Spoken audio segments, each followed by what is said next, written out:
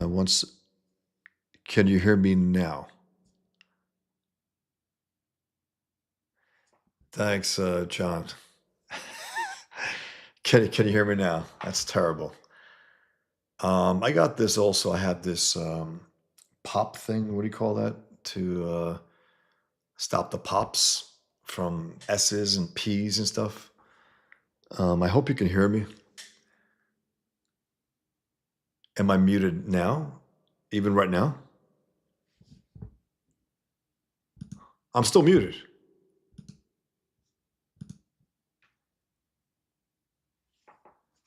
You can hear me now, right? Okay.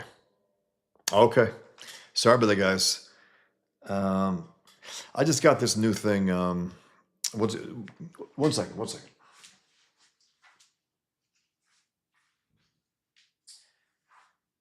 A pop filter. I got a pop. I got a pop filter, and I attached it to my mic. Um, Little pops here and there, and so let me know if you hear a little differently than you're used to. If so, awesome. Because I think some S's like and smacking lips and stuff. That's annoying after a while, probably for you guys. I hope that's not the case here. I'm a little distance here, so I hope it works. But yeah, I just want to go through some Frank Quitely art. So thanks for letting me know, guys. Appreciate it.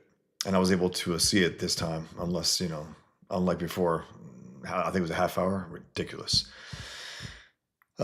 Anyway, hope you guys doing well. Just want to go through some incredible Frank Quitely art. Again, these are just images that popped out every time I see them. I put them in my folder in my file for Frank Quitely. He's a hell of an artist. He has a little flaws at times, like faces. I don't know what happens. I think, if I'm not mistaken, he uses his own face for reference at times, and maybe you shouldn't. Because you look at Superman sometimes, looks handsome in one panel in All Star Superman, and then the next one he's like, what the hell? Who the hell's that? It looks almost creepy. But I just want to get a good look here, guys, so I can use my glasses. But thanks for being here, guys, and let's just go through some of Frank Quitely's amazing art. You know, it's interesting. I think it worked for Frank Quitely here, like Dave Mazzucchelli did it in Batman Year One, where there was no real definition in the suit, um, as is the case here, and in most of the series, if not all of it. And it worked. I think his neck's a little too long there, but you know, it's still very cool looking, very different, and he has a clear S on that. If you see it like head on, um, but something very organic about his art. Nothing. There's no one else like him really out there. Um, if you guys read We Three, it's really good. All Star Superman is probably one of the best Superman stories overall. There are elements I don't like, but overall, I think it's really good. I think it's better than Burns' Man of Steel. Is that sacrilege or something? Maybe.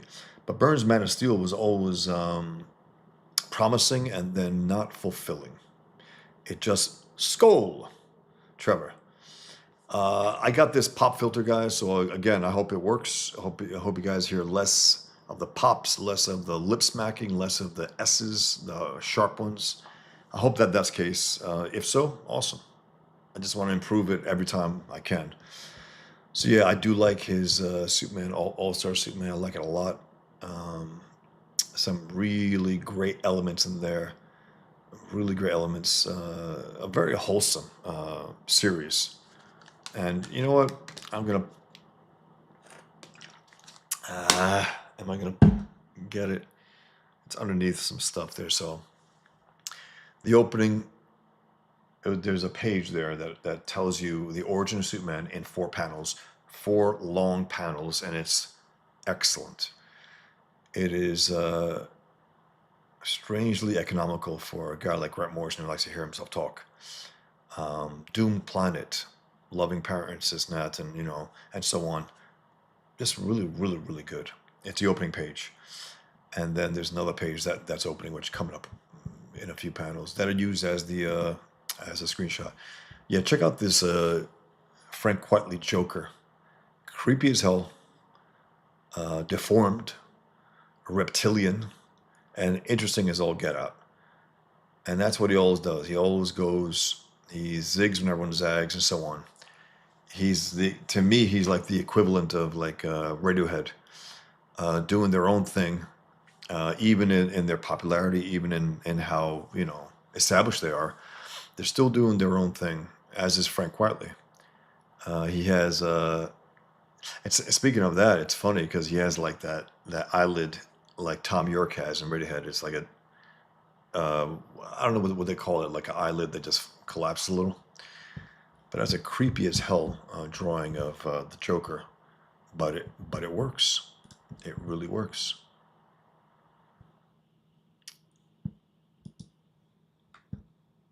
I mean, look at this. It's really good. Really good. If you guys have any commentary on this, also let me know. Another Joker of his. Another unique, very different than the last one. Um, Interesting. I wonder what he does this for. It says interior. Well, this is a comic page, but are these commissions? I don't know. But again, everything is very organic. Everything wraps around everything else. There's something about that. The flaps of the suit, even Superman, when he draws Superman with the belt going in, the cape, the way it wraps around his body. There's something very organic about that. I think he gave him also a shorter cape. Unlike the movies now. The movies now, they go down to his ankles, which is okay. Even though, what's his name? Christopher Reeves was pretty short. It's pretty short. So 1 second. Another one. It's even creepier here. Yeah, there is art. He's not a one-trick pony, that's for sure. He twists things around. He could do the heroic. He can definitely do the heroic, and you'll see some of it here. But also the very macabre, the very creepy. And look at this. That's a diseased, evil scumbag right there. Looks like he has a bullet hole almost. Look at this. Look at the gums. You rarely see the Joker's gums, but here they are. And again, just this splash of different art here. Even in the Joker, even his versions of the Joker are all different than the other. This is a really nice drawing here. A classic look. You can see the threading there. It's a good face, unlike at times he drew in All-Star Superman, where he draws him a little awkward. But it's just, look at this, that line work right there, the belt, the shorts, the way it works. Everything is placed well, and the building is impeccable. It looks organic. Again, whether this was digital inks from his pencils, I don't know. Great color. But there's something organic about, you can ruler certain things, but you don't want to do that, especially with older buildings. You want to establish the lines straight, I think, with a ruler, I think, in the pencil stage, and then ink it with, I think, without the ruler. It gives it a human touch, a human feel. It gives it something organic, something real, hand-drawn. I think people were, if I remember correctly, people were going after Sven Stoffels for some of the drawings that in Swain's World. Is that what it was? Swain's World? I prefer the diary of Heather Swain, but some of the buildings that he had were, it looks like digital stuff, but supposedly it's hand drawn. Just, I think he kept too much. It was too perfect in not the good way. You want to make it organic looking. Hey, Mikey, how's it going? Hail Bosch in chat. Thanks for this, Bosch. All Star Superman and We Three are up there in my favorites, 100%. Incredible pieces of work. And I like the way Grant Morrison pulls back and lets Frank do his thing without him overwording it, which I think he's done sometimes with other artists, but he doesn't have to do it with Frank Quitely. Frank Quitely is a master. You know, his again, the only flaw, if there is to be one, and it's tough to name, but it's just that sometimes the faces are off. Sometimes, not always, and since it's only sometimes, that could be taken care of. Meaning, if it's not a regular thing that he has going on, it's something that he can beat.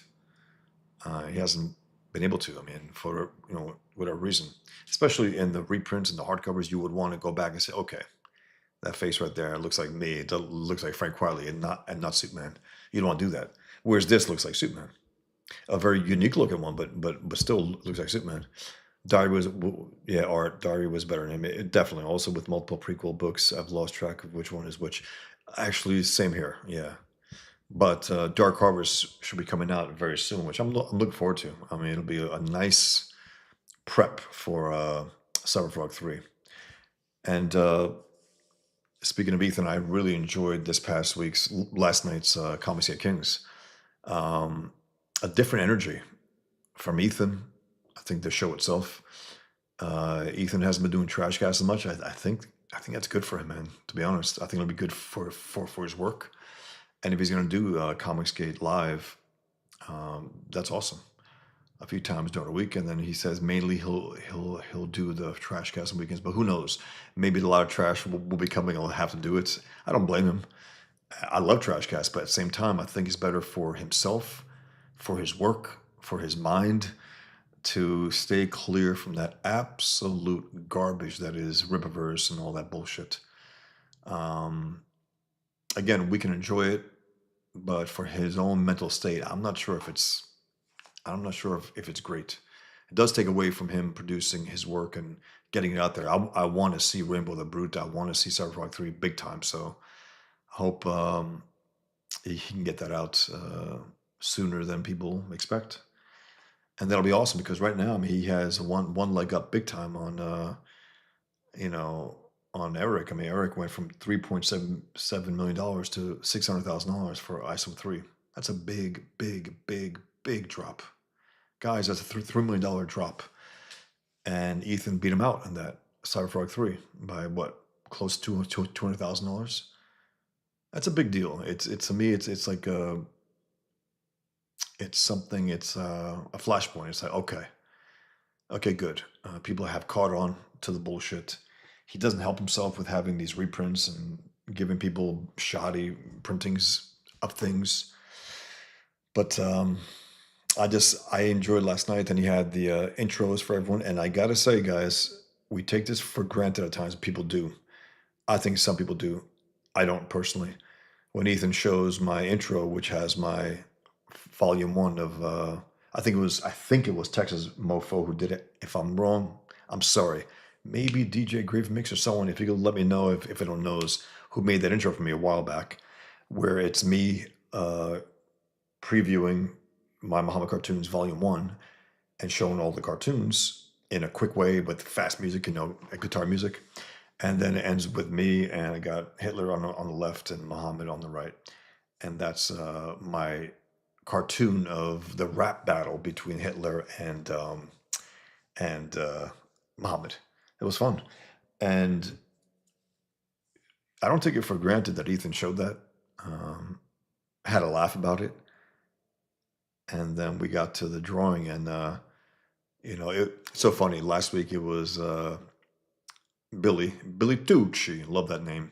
It was Tucci who was first, and me who was second. This week he was last. I was second to last. That's hilarious, man. That's just the way it happens. Sometimes you don't know, you don't know where this goes.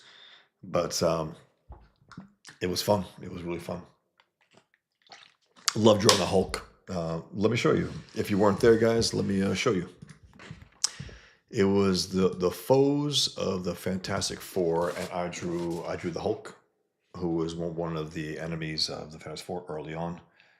A Kirby style Hulk, and I showed the Fantastic Four as well. And thanks for those who voted. I mean, I always appreciate it, always. So that was fun, man. That was really, really fun. Art says definitely a more positive vibe. CG needs it outside of our circle. CG has a rep of being about drama, fighting, and negativity. Less trash, more celebrating indie comics, please. 100%. 100%. And if this, if this goes on, Ethan gets those books out, it's just better for him, better for Comicsgate. Um, and then, hey, have some fun, but get those books out. I want them. I know you guys want them. It'll be a nice statement also. Say, okay, get the critics off your back. They'll still talk shit, but they say he never delivers books. That's a lie. It's an absolute lie. It's just that the big ones.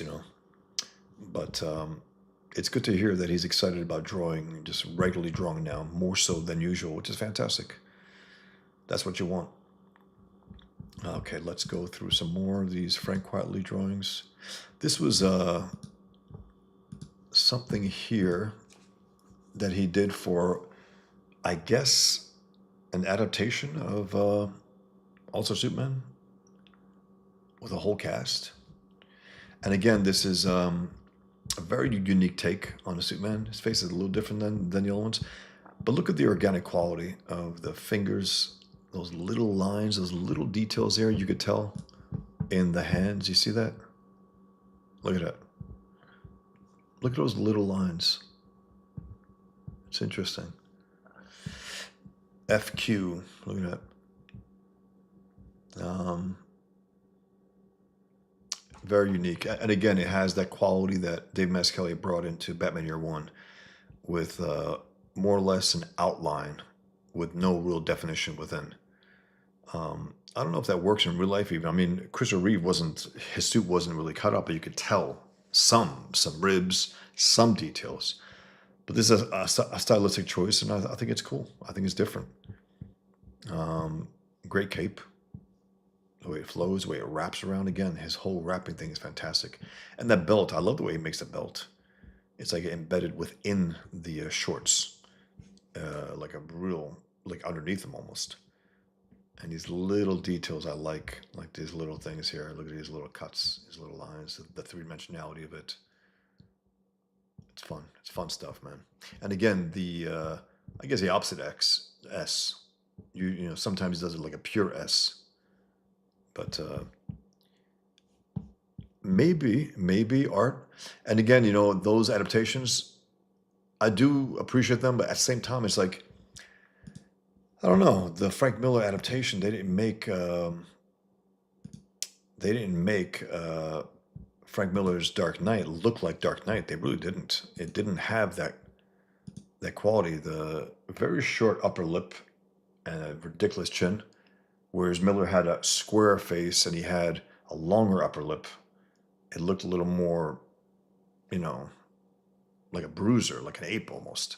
Whereas the movie version, it was a short upper lip and a really ridiculously square chin.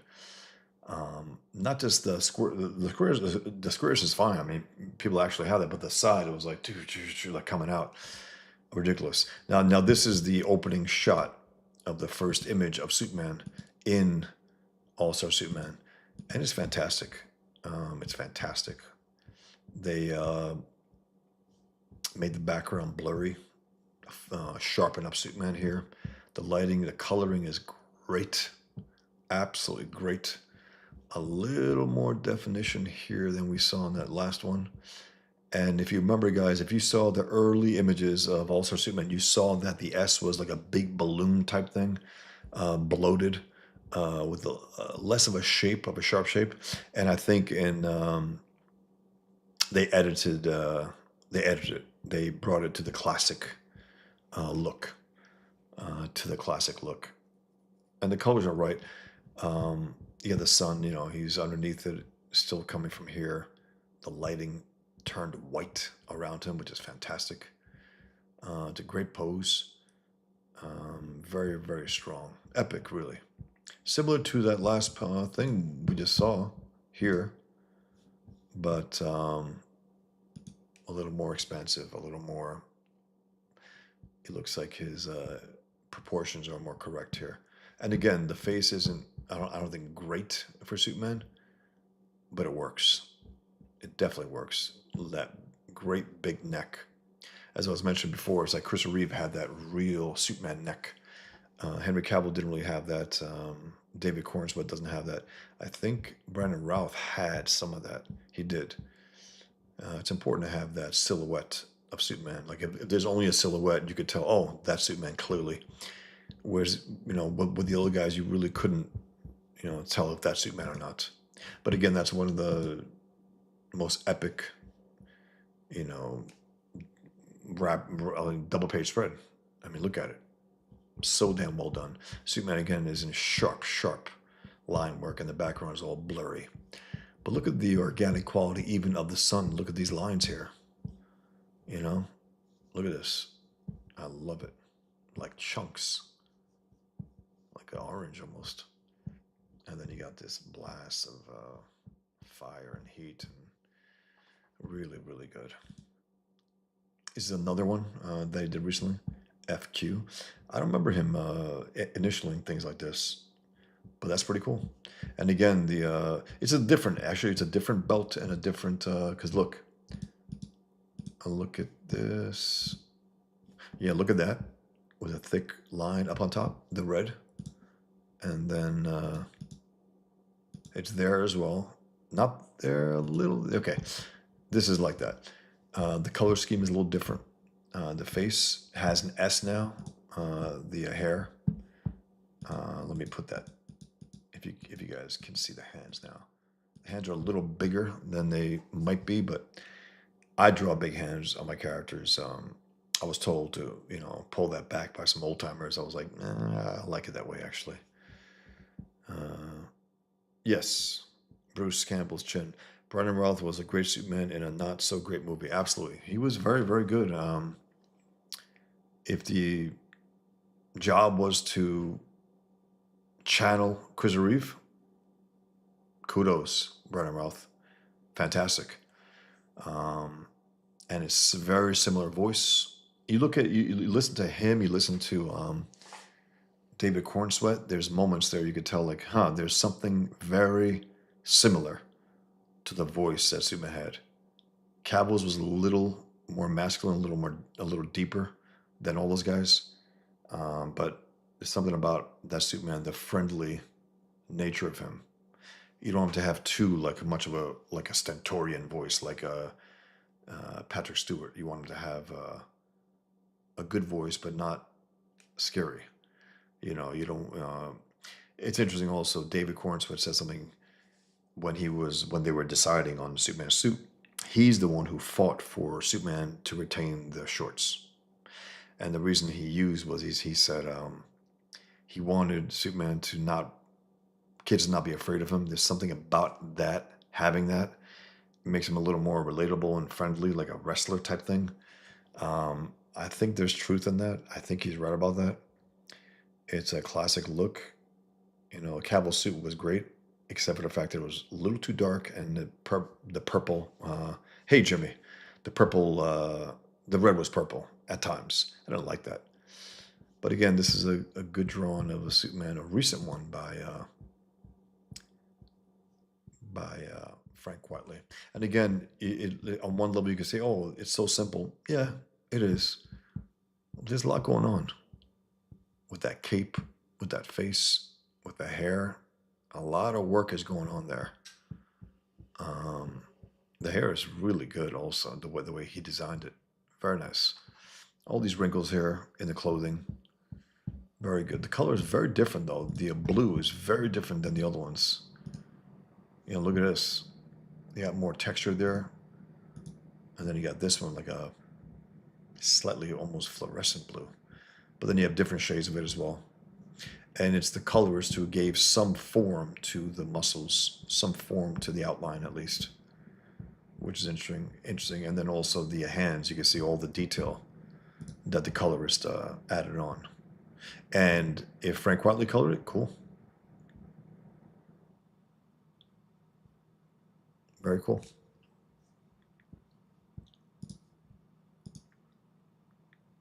Similar pose again.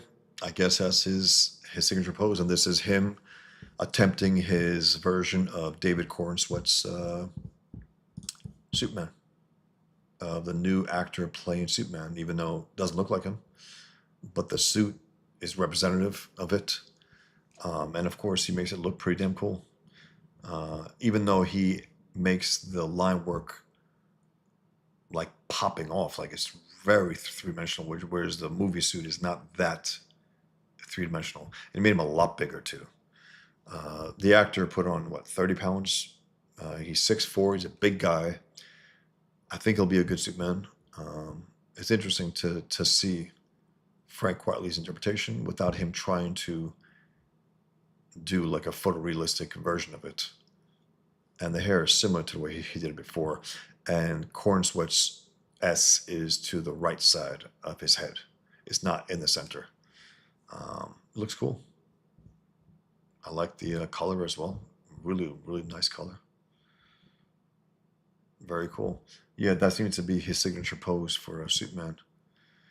This is Frank Quitely's version of Miller's Dark Knight, reminiscent of that cover, issue 2 cover, where freaky as hell. He didn't do the flat buckle there. Interesting. It's all pockets. And I don't know what he was thinking there with, the colors at least with a light blue. Way too light. It's one thing to have the blue suit, which some people like. I don't like the blue suit. It looks like blue bubblegum all over his body. But this is a great interpretation of Miller's Dark Knight.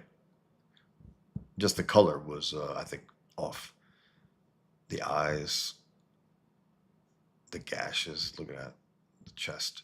And again, the organic quality, even of these pockets, look at them. They all look like they're actual, squared out pockets. And the wrinkles in the fingers and the hands, really, really good stuff, man. And reminiscent of the way Klaus sometimes inked some of it, or at least Miller when he inked it, with these little jagged lines here and there. It worked.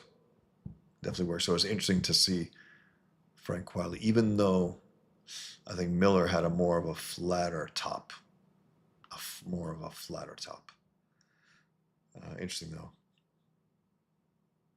A light periwinkle, says Jimmy. Let's go. Interesting cover, man. I think this was a Santa Claus clause they called it. Yeah, definitely art. You nailed Frank's. This is nice stuff too. I mean, look at this. Look at the care with which he takes with each of those hair strokes. And again, I believe this is a harsher version of Santa Claus. I mean, look at those teeth. Huge canine. Even the bottom teeth. Maybe a light cornflower blue. Yeah, it seems like it's way too light. I mean, I think. But you just take the drawing itself, big time homage to Frank Miller. There's respect there. This is interesting as hell. Again, even these lines, guys, it's not just him.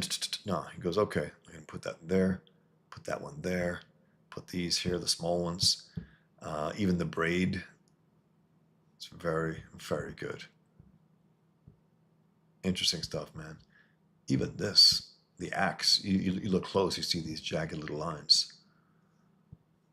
And I think there's a color version in this file as well, in this folder.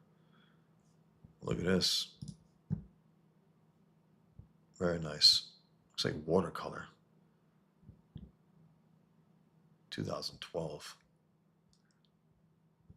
Definitely watercolor. Very different than his usual stuff, but even if his name wasn't there, you could tell that it is him.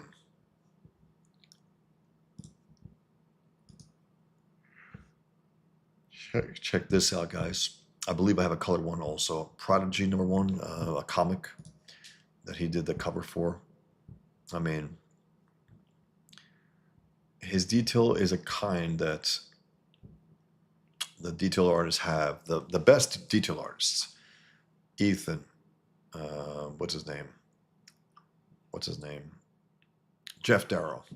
There's something about it where it's not haphazard chicken scratch detail like sometimes McFarlane did, sometimes Jim Lee did.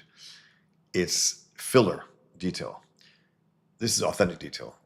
He didn't mess around. He didn't give 100 lines on the face the way Jim Lee does. That's Jim Lee's form of quote unquote detail. Just 100 lines on the face for no reason. Whereas the detail goes on the objects here, on the fire, on the mechanics. Look at this. On the wires, on the tires. It's authentic detail is nothing better than for a detail artist to have that kind of ability. To not, again, haphazardly just throw these lines on there and think that's going to sell the art. No, it's a very simple piece here, except for the fine detail that he put in there. And excuse me, guys, I'm sorry. I like it. I like it a lot. It's very cool. This has something to do with, it was like a Superman, Batman, Wonder Woman, something. I forgot what it was, but it had to do with them. I believe this is a Superman right here, a version of Superman. Now this reminds me of the All-Star Superman hardcover collection that I have, the Absolute Edition. Superman with a hand up, the cape behind him in a similar pose. But I know, if I remember correctly, this has something to do with that. And again, look at this fine line work here, the wrinkles in the clothing, the belt, the way it wraps around there, the shoes, that fine detail, the pants turned up like that. And you got this milkman who's with the glass of milk. And I don't know what this is for, but I remember it had to just something to do with Batman and Superman. Yeah, this is good stuff now. I forgot this series. I forgot the name. It was Mark Millar doing it with Frank Quitely. Again, the Trevor Quitely has the French Lynn Claire style to his line work. Very little contrast makes a colorist earn their money. That's for sure. They got to get in there and make sure they differentiate between all the little details that he makes. That's for damn sure. This is good right here, guys. This is good drawing. Great hand. Great hand. He made the most of it here. And again, he can keep it on one level. You can see it as simplified, and it is. But the fine work, the structure work is there. I like also him making the line work around the glove.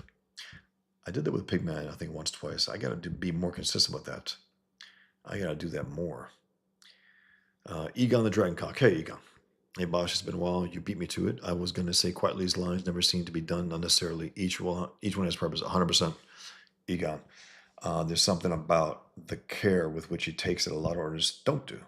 Especially detail artists. Again, they haphazardly draw. I remember it was a Wolverine drawing in the opening of X-Men 8 or something like that, 7 or 8, where Chris Claremont left and Scott Lobdell, that's how you pronounce it, came on. They were playing basketball. A full shot of Wolverine's face, hundreds of lines, hundreds, with no exaggeration. It's like, okay, but why am I looking at that? Why is there 100 lines, ink lines on his face? It says nothing about him. He's not aged, he's old, but he keeps rejuvenating because of his healing factor. So whereas this is an old guy, and it works. An interesting nose also there with lines right there, like 3 parts. The eyes are great, the brows, the beard, that fine detail. And I think in this series, that it was his direct pencils that were colored. I believe they said digital inks. And it's interesting that they can do that these days. And it's also interesting that for me, learning from the books that Gary Martin made, who's a comic king, who had those books, The Art of Inking. I think there were 3, and I got them all. Learned from it, the texture, The lighting, keep it in mind, away from the light, make a thicker line and so on. You know, from the light, make a thinner line and so on. Whereas this is no real weight of any of the lines, except you could argue, I guess, to some extent, the hand lines are darker than this because it's in the foreground. So there is that aspect. I like it a lot. Really, really good. The guy's a great artist and just great to look at, man. You can look at it for hours. This is a Batman and Robin cover. Incredible work there. The faces of these bad guys. I mean, look at this. Look at that guy. That's a hell of a villain. Look at that mouth. You got Robin crashing through. It's Damian Wayne, Bruce Wayne's biological son that he had with Talia Ghul. That was Robin. I think that was Dick Grayson as Batman in this series, at least, if I remember correctly. And look at this. That fine detail with all that glass breaking and making the most of it again. Not haphazard. It's every little piece of glass there. Look at it. I mean, it's a lot of work. And then he puts the X's so the inker, I guess, or the colorist can fill that in black to make them pop even more. There is that aspect as well, so that's very, very effective. Batman and Robin, issue 3. Okay. I think he came in and out of that series, a very, very short run. And then he had another artist who I think tried to draw like, who was he? He tried to draw like Art Adams a little, I think, if I remember correctly. Yeah, I feel like it makes his work deceptively simple, 100%. It has the best of both worlds because I love the high impact contrast art. Toth did it, but Toth was not as simple as people like to believe. Also, you look at some of the work they did. You know, the time travel. I forgot his name. Incredible detail. I mean, a lot of detail, but still, the figures were simplified. The faces were not detailed unnecessarily. They weren't. Um, So with Frank Whiteley, you get that simple Superman suit with no real definition there, and then you get the backgrounds with a lot going on, and it's a nice break on the eye. Also, I mean, you don't want everything to be of equal weight and line work. Like I think George Perez at times just overdid it. Everything had detail. Everyone, every face, every body, every background. You see people in the background of the buildings who really don't matter in that context, in that moment, in the panel, and he'll draw it. Again, it was overload, information overload. You don't want to do that. You want to make the most out of the drawing that you have right in front of you. The foreground, you want to make the most of it, and then the background, you want to pull back a little. And even Ethan mentioned that his new wraparound cover for Cyberpunk 3, that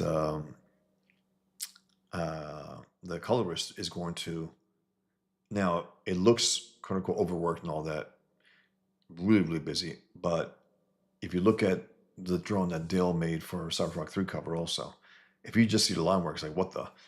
And then you see the actual, color where the foreground characters are popped up, the background characters are a little lower down. The inking is like a gray line instead of a black line, and it really, sometimes the color it's like Rock and Roll Ninja, I think it was black and white.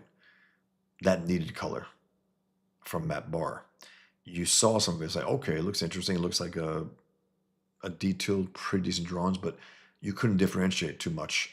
You have to actually really look. And if you got to do that, it's a problem. It's a problem.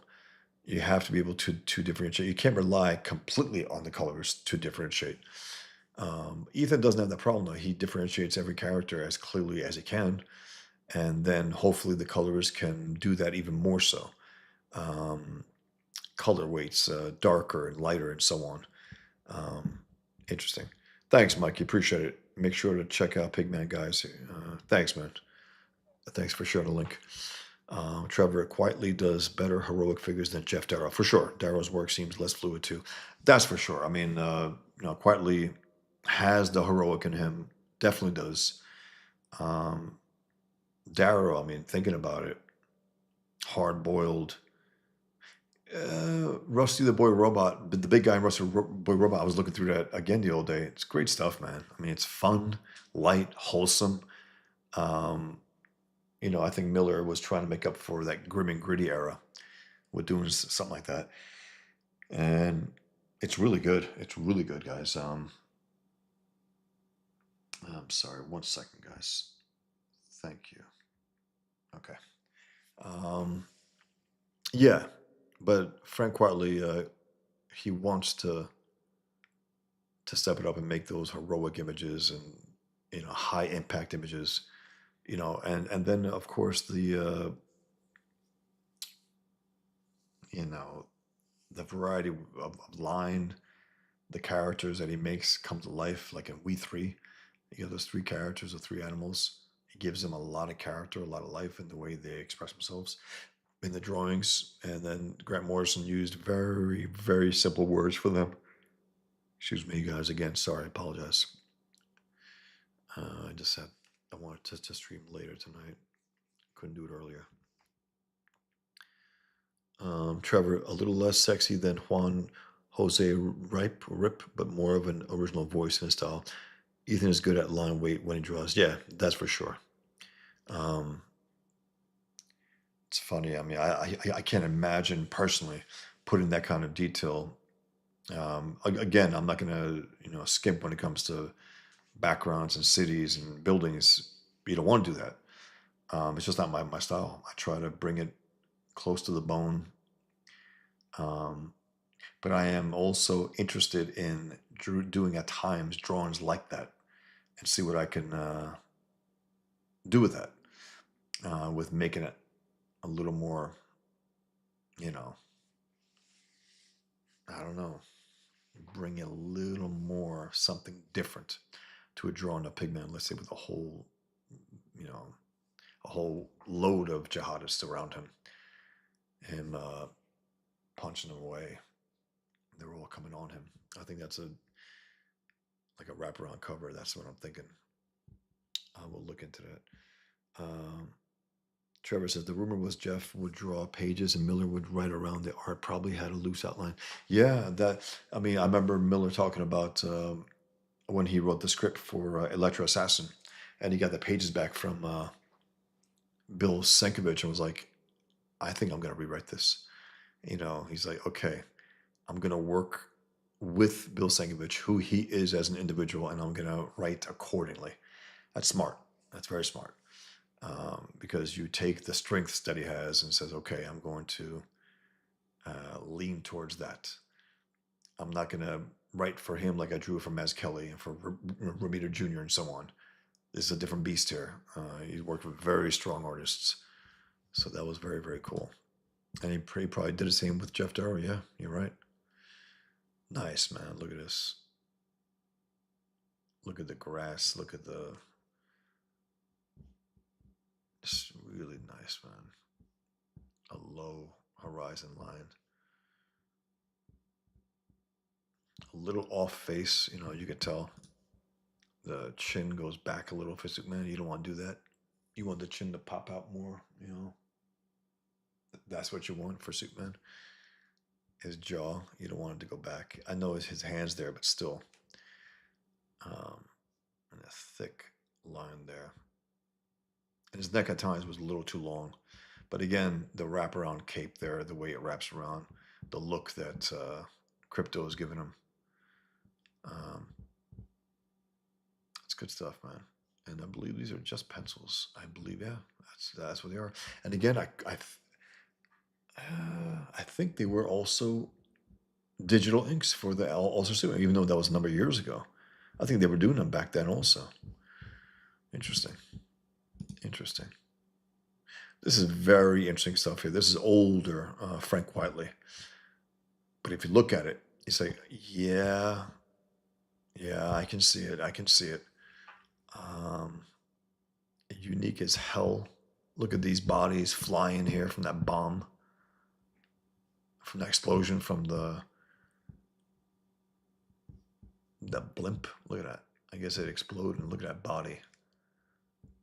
It's not a great scan here, but look at it. Blackheart. he did some of these things. He did a number of those books. Trevor Says Quietly seems a bit more whimsical in his work too, for sure. No doubt about it. He's his own thing. There's no one like Frank Quietly out there. That's what you want. You want these artists to really make the most of what makes them them, and just gift us that. Another drawing of Superman, 2005, huh? 20 years ago. A number of years after he did, I think, also Superman. Am I mistaken, guys? Or late 90s or early 2000s? I think late 90s. I think. Let me see. I don't remember. Let me see quick.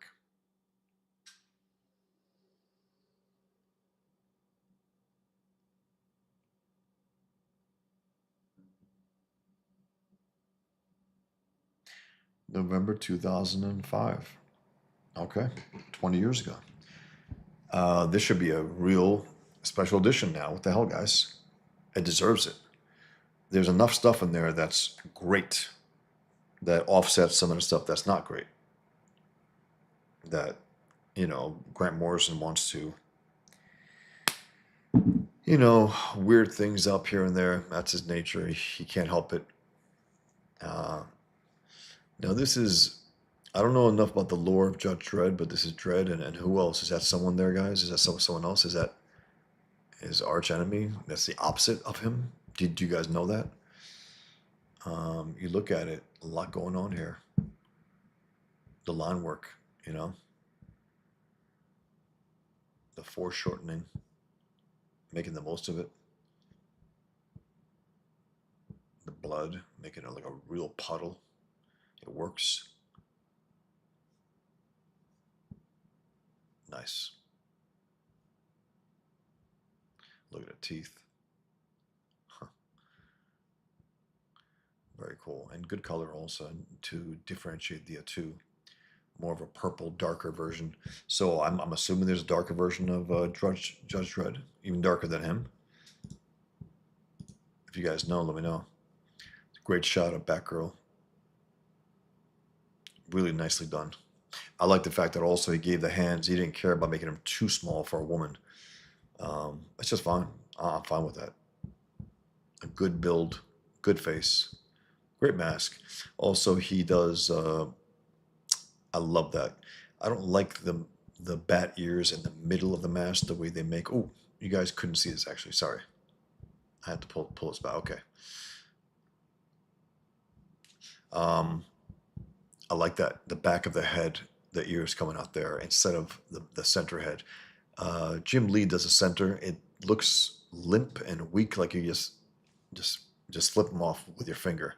There's something rock solid about having it in the back, like Christian Bale's Batman had the back ears coming from the back. Frank Miller's Dark Knight had that. I believe Mazzucchelli's didn't. I think Mazzucchelli's came from the center as well. It's just a weaker place to have them. I know that's where our ears are, but he's Batman. It's not supposed to be a human. Well, at least he's Batman. The idea is he's supposed to represent like a bat and look a little like it. So the ears coming from the back, I think I like a lot. Romita made an interesting bat ears. In the front, they were high, and they looked pretty thin, but from the side, they were really thick. They came from the back and went to the middle of the head. A little off-putting at first, but I ended up liking it. Some of the Batman drawings that he made. It was very weird to see him drawing DC characters for a while. Look at this. Look at this drawing. That's a hell of a drawing, man. Very fun. I wonder what this was for. A cover of some kind? Album, maybe? I don't know. I don't know where this is from. But really well done.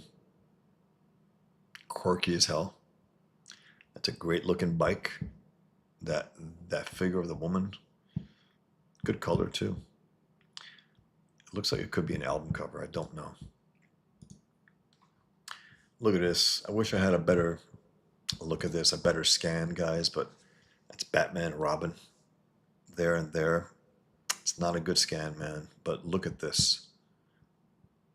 It's a lot of work there. Deceptively simple, but it's not if you look close. These are, look at this. All these figures, all these hands leading to Batman and Robin.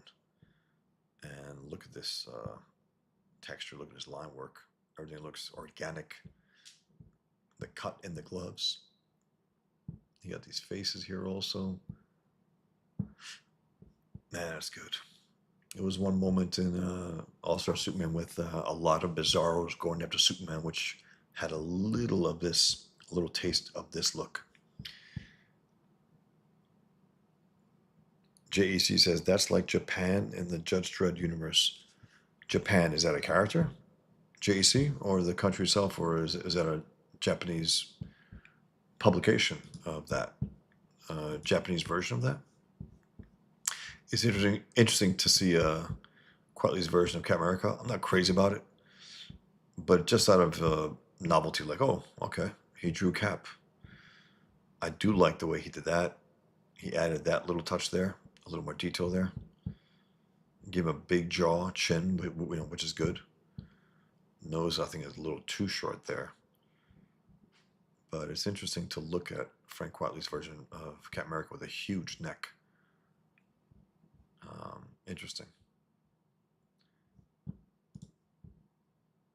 not many more, guys. Another drawing. I like it. Good doodle. Cap. 2010. Trevor Nielsen has quietly ever written his own book, kind of wondering what kind of thing he would do if he was off the chain. I'd love to see it. I don't think there has been. I don't think so. I mean, some artists should not be writing their own comics. They really shouldn't. But out of sheer curiosity, I would love to see it nonetheless. It's like he's an artist. He has a great sensibility. He could do something interesting if he, if he loves the subject, whatever, maybe. Interesting Thor with a way too long of a handle on Mjolnir, but, for Surge. And also that chin that goes back. You don't want to do that with your heroes. You don't. You don't want to give that look. Usually give that to villains to go back, But it's just cool to see Frank Quitely taking on these Marvel icons. That's very good. Very good. I'm assuming Commissioner Gordon, I mean, I bet on it, but there's no, proof there. JEC, the last slide, Frank did some stories set in the Judge Dredd universe version of Japan. Okay, Samurai Judge is basically, okay, interesting. Interesting, JEC, thanks. He's done a lot of work, Frank Quitely. More than he's said to have. People, he'll never finish anything. He does. He does, guys. He's slow, and I think he's had clashes with some writers at times. You hear these writers complain in interviews about him, which I don't think is fair. I think they know going in what the case is. That's just, but in the end, they get this, one of a kind, drawings. It's interesting here. What a look. What an intense look on this woman.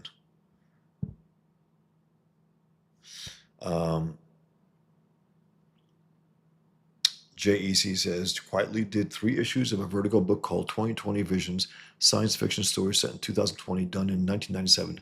Bit eerie, the things he got right. Did he write that, JEC? Comic Books and Goods. How's it going, man? Beautiful. Yeah, it really is, man. Good, great stuff. Mr. Yano Fui.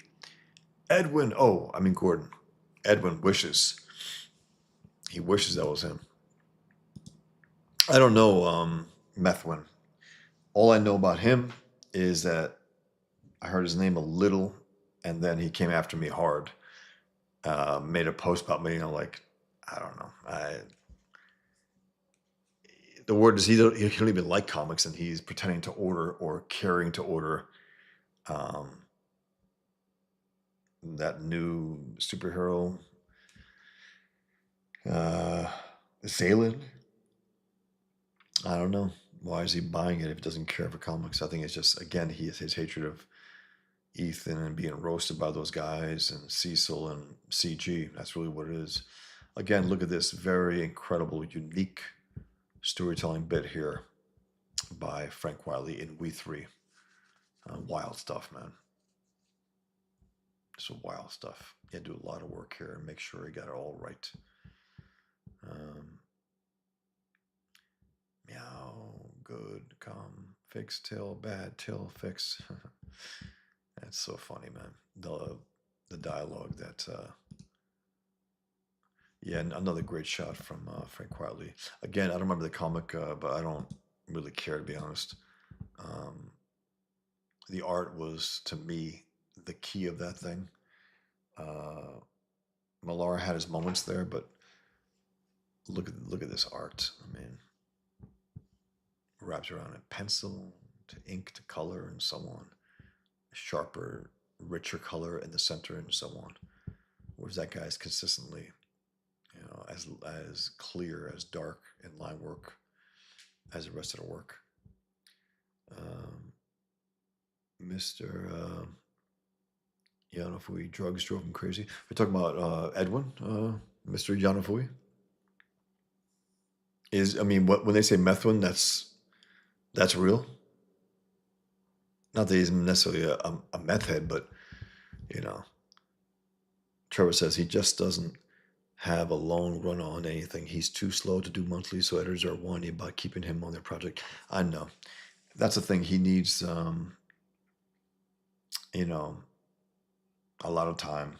Maybe these writers just say, okay, Frank, I got the story. Let's just have you doing it for a while, regular pages here and there, and then when you're done, we'll solicit it. That's all they can do, really. And then it's like you cannot have Frank Quitely do something right like this, and then have another series drawn by an artist who's so beneath him. It's like by the same story, same characters. Like, man, I want that Frank Quitely version. I don't want this other version. Even if they're good, you just want to see this character drawn by him. It was established by him. There's something about that consistency factor. Jupiter's Legacy. Thanks, Comic Books Includes. Jupiter's Legacy. The art was the thing, and the story had its moments again, but the art was killer. Absolute killer. The organic, kinetic energy of the characters in the fight scenes, the mother and father and son going off, I mean, against these really evil, brutal bad guys. And the bad guys were flat out socialists. And I'm curious about Mark Millar years ago in an interview. Basically sounded like a goddamn commie. It doesn't sound like one now. It's interesting to have this guy, the bad guy, be a socialist who wanted to take over, who wanted to force his socialism onto the world. I don't think that's Mark Millar at this point. He was talking about going to church, being a Catholic now.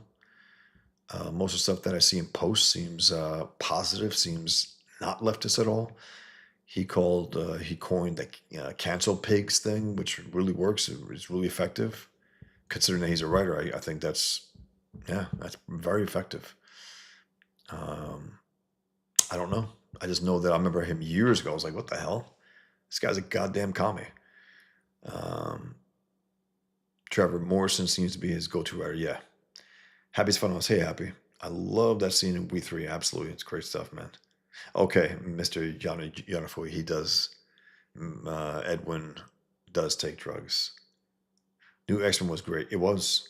Yeah. I just didn't like the fact that he didn't ink it, He's never as good as when he inks. I mean, he's the best when he inks his own work, or when his pencils are directly, printed as such with some kind of they say digital inking. Again, I guess they take the pencils and blacken them up. I don't know. Um, I would love to have seen Terry Austin ink him. Love to have seen that. I think their sensibilities would have been beautiful together. Beautiful. You know, you saw Art Adams being inked by Terry Austin, that New Mutant special that I reviewed a little while back here. The X Men Annual number 9, I think. Incredible. Trevor Nielsen says, I have a feeling if he did his own book, I think it would be more like Flex Mentallo. Yeah, that was fun. Um, the way he drew that guy was pretty damn incredible. And that was the first, I think, intro, at least me, to Frank Quitely. I was like, damn, this guy's good.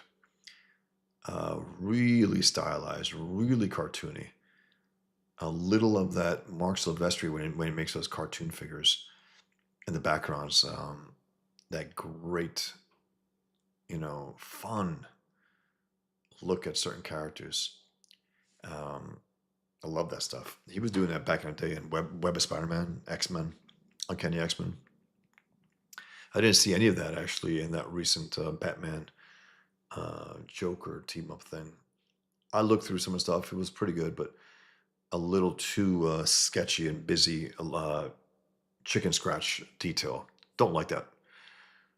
But Sylvester's a hell of an artist. I think he was hands down the best artist at Image, hands down. Um, you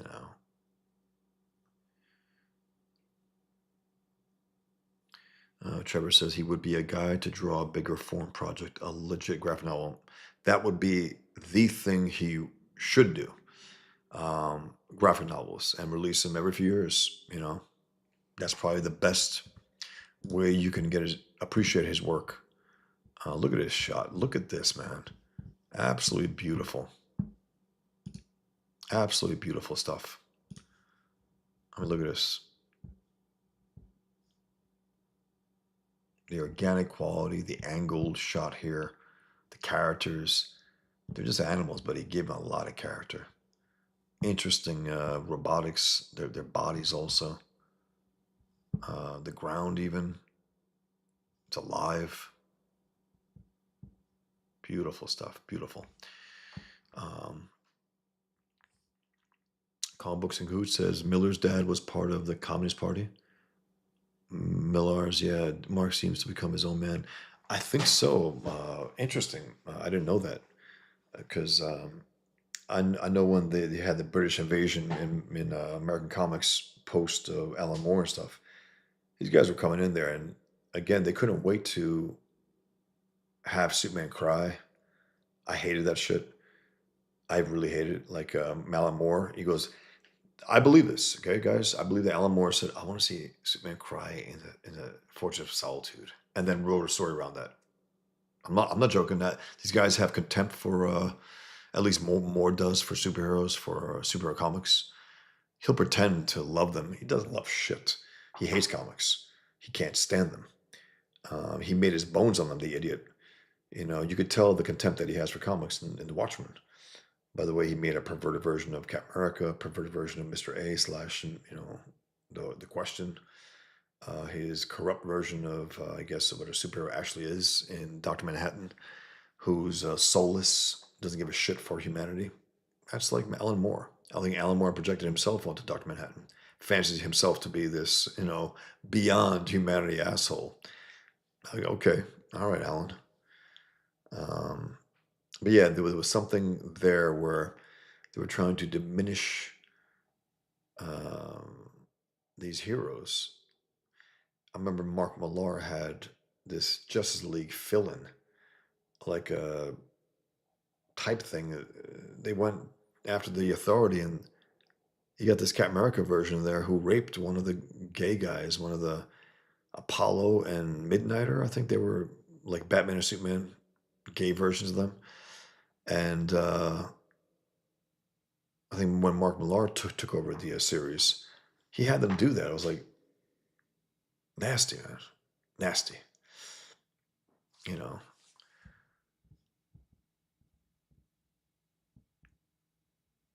Hamilton Berger said, hey, Hamilton. Hey, Bosch. Just popped in to say hi. We'll catch the replay tomorrow. Very cool. Thanks, Peter Hamilton. Trevor Nielsen, Austin would have made him more slick looking. That's true. That's true. Um, even though Austin early on was a little more. You look at those X-Men they did with Byrne. It wasn't as choppy as he ended up being. He made things look a little more choppy later on, but at that time, early on, beautiful line work around Byrne. Nobody inked Byrne better. Byrne had his moments for his own inking. Carl Kessel inked a Superman, which I don't think was right. I think R.T. Bear would have been fantastic over Byrne, over Superman, far more than he was over, Dan Jurgens. I just would have switched that. Carl Kessel, very repetitive, and something about the clean to the point of not being quite right for Byrne. Byrne was a little more, edgier, a little rougher. You look at his own inks when he inked the Action Comics and Superman. That was good. The Superman, the regular series they did with Carl Kessel, not as good. Again, I would love to have seen R.T. Bear do that because R.T. Bear inked some of the best issues that Jim Lee did it on the X-Men, hands down. I prefer him over Scott Williams, that's for sure. He gave a little more of that, cartoony, alive, organic, almost Mark Silvestri look in the eyes of the characters and the way he inked Rogue and Magneto in the Savage Land. It was fantastic. I would have loved to have seen him ink over Byrne in that Superman run. That would have been great. I don't know if he was doing comics that early on, but it would have been great. JEC says Flex Mentallo is my favorite Quietly Heart. It's fantastic, JEC. It really is. It's great stuff. Bruce Campbell's Chin. Wasn't there a Superman comic somewhere where he was held captive and sexually assaulted by terrorists? Or was it? Yeah. Bruce, I never got that, but I never got the issues. But there were some Kings put some panels in the Kings chat. Horrific, and it might as well have been explicit because the way they described it, they were torturing him in obscene, deviant ways. Let's just say that. And he was there for a while. I think that's when his son took over being Superman. His bi son, who was always gay, like Robin's bi, but he's always gay. It's like, yeah, that's the way to cover all bases, and maybe revert them back at a certain point. So yeah, it's so grotesque if you think about it. Like when they decided to make Jonathan Kent, Clark's son, Superman in the regular comics, they took the icon and threw him in outer space against some bad guys who tortured him, raped him. It's obscene. It's like, again, there's this obscene quality by some of these people. I think some of them are deviants, not just, and I'm not saying, I know that's a simple thing to say all gays are deviant, but there's something deviant about this idea where they cannot wait to bring Superman to his knees. They can't wait to see him that way and them to be part of it. In their mind, they're the bad guys doing it to him. And then taking his son and making him gay. It's like something really dirty about that. Taking an icon who, if anyone tried that in the 50s or 60s, even in, I don't know, some independent comics, whatever, let's say, there would have been a backlash, a major backlash. You don't do that to Superman. One thing, you don't pull Superman's cape. Yeah, you don't drop him to his knees and get him raped by these intergalactic villains. It's grotesque. So yeah, Bruce Campbell, it was the case. There were panels and pages that were posted. Tough to look at, man. Flutterbat, hey Flutterbat. Yeah, these lefty loons are truly sick fuckos. Fucks. They are sick fucks. They are. These are evil people, dying to get their clutches onto these icons and tearing them apart. They can never, ever, ever create anything like this. They are parasitical rats. They can only destroy. They've added nothing to the lore of these characters, to Star Wars, to Marvel. They've added nothing to DC, nothing. You got to get some decent people back to write these heroes, because the heroes are decent and good people. Trevor Nielsen Byrne could be scratchy with his own style. Austin cleaned him up really well. He did. He definitely did. And those X-Men issues, again, it's the best of the best mainstream comics offered. I mean, they still hold up. Those issues in particular about the Dark Phoenix saga, I mean, in the Hellfire Club, on the Moon, I mean, those issues were incredible. You got Wolverine coming from the shower, and you see his full, it's in shadow, but you see the hair all over his body. You see his mask on that mantle. It's just incredible stuff, man. Everyone's having their moment, from Nightcrawler to, and then you see the really cartoony quality that Byrne had when they're transported to the moon, uh, with Lilandra and the other guys, and they're looking, and you get the Beast looking in a certain way. Incredible, incredible stuff. Flutterbats, they see it that way too. They have the minds of serial killers. They do, Flutterbat. They again, they see these good things, and to echo Rand, they have hatred for the good, hatred of the good for being the good. It's not an exaggeration. It's a fact. They see things like that as a constant reproach, as a constant judgment on them, and they should. And they should, because it is a constant judgment on them. Um, it's just Frank Quitely doing like a likeness of that actor who played in The Kingsman. Pretty damn good. Pretty damn good likeness. And still retained his style. Look at this. That's a Frank Quitely gun. You can tell. Fingers, 100% Frank Quitely. The line work there coming through. And still a damn good likeness, and with that Frank Quitely quality. And I'm thinking he probably colored this, because it seems like it's more than just a colorist doing his stuff. It looks like it's a Frank Quitely inking there. Coloring there. That's what it looks like to me. Uh, Terry Austin was a hell of an artist himself. He was. I have several of his books. He was a guy that never got his own book. I know. He also did the gallery and the Marvel Fanfare. If you saw those, really fun stuff. I mean, really fun. Um, you got Kevin Nolan doing full drawings also there in some of those galleries in Marvel Fanfare. I heard, excuse me, I heard there's a collection, an omnibus of the Marvel Fanfare. Maybe something to think about, but not all of it was great. Some of it was not good. There was some interesting stuff, like Paul Smith doing Daredevil. I think with Terry Austin inking, it's like, damn, that's interesting. Michael Golden, those first few in the Savage line with Spider-Man, the X-Men. John Byrne, the full splash pages that they did that was supposed to be in his regular run of the Hulk, which was not published, and I think that may have had something to do with him having the excuse to get off the series and go to DC.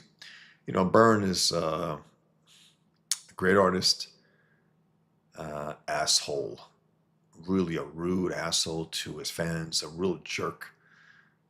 He thinks he can afford to be. That's terrible attitude, terrible.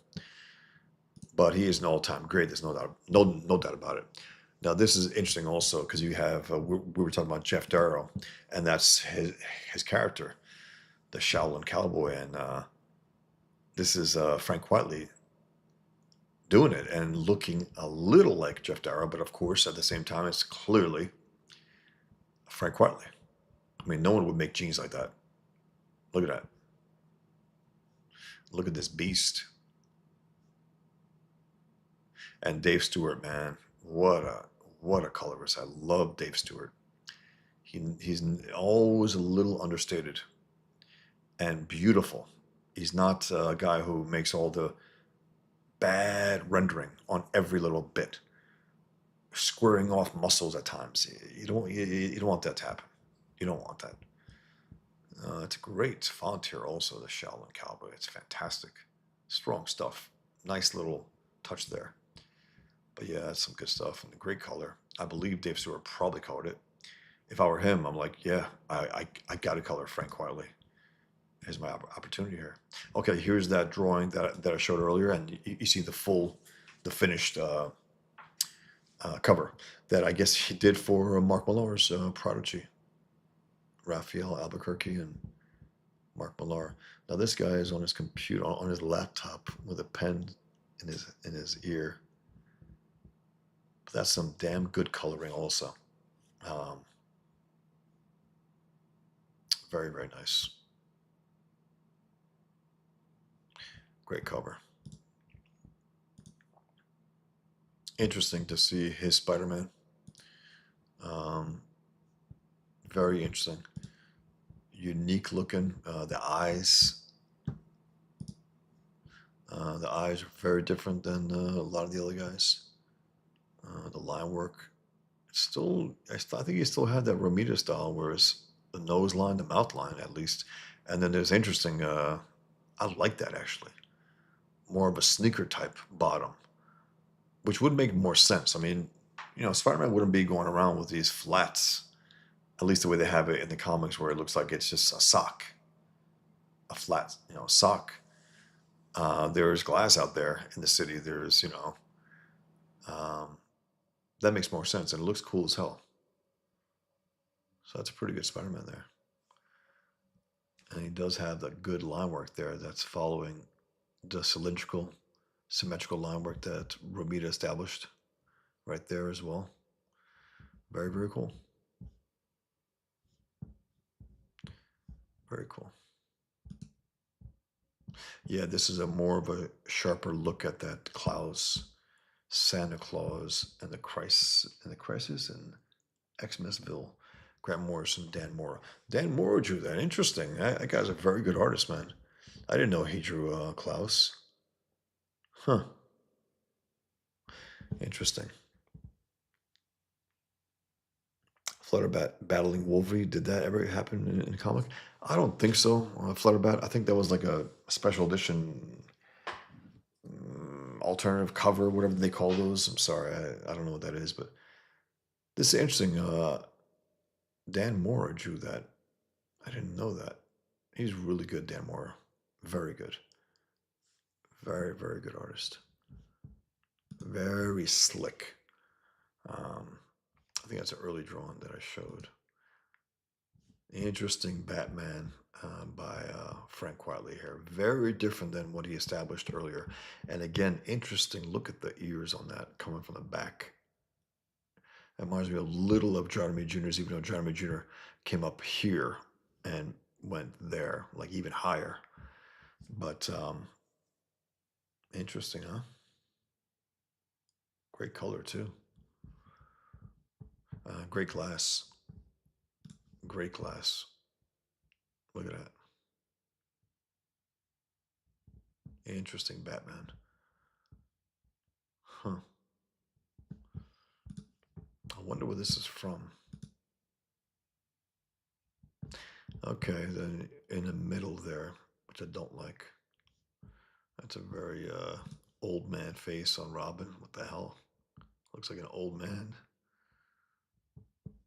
Look at that gargoyle, though. Damn.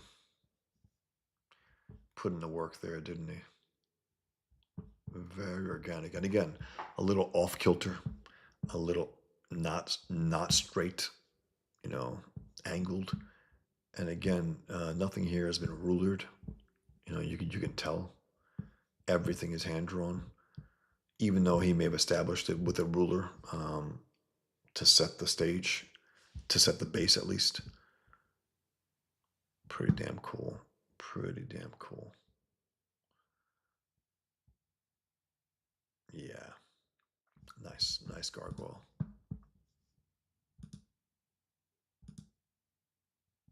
Interesting as hell. This creepy Green Lantern cover. I don't know what this was for. Could it have been maybe Grant Morrison's run with Liam Sharp?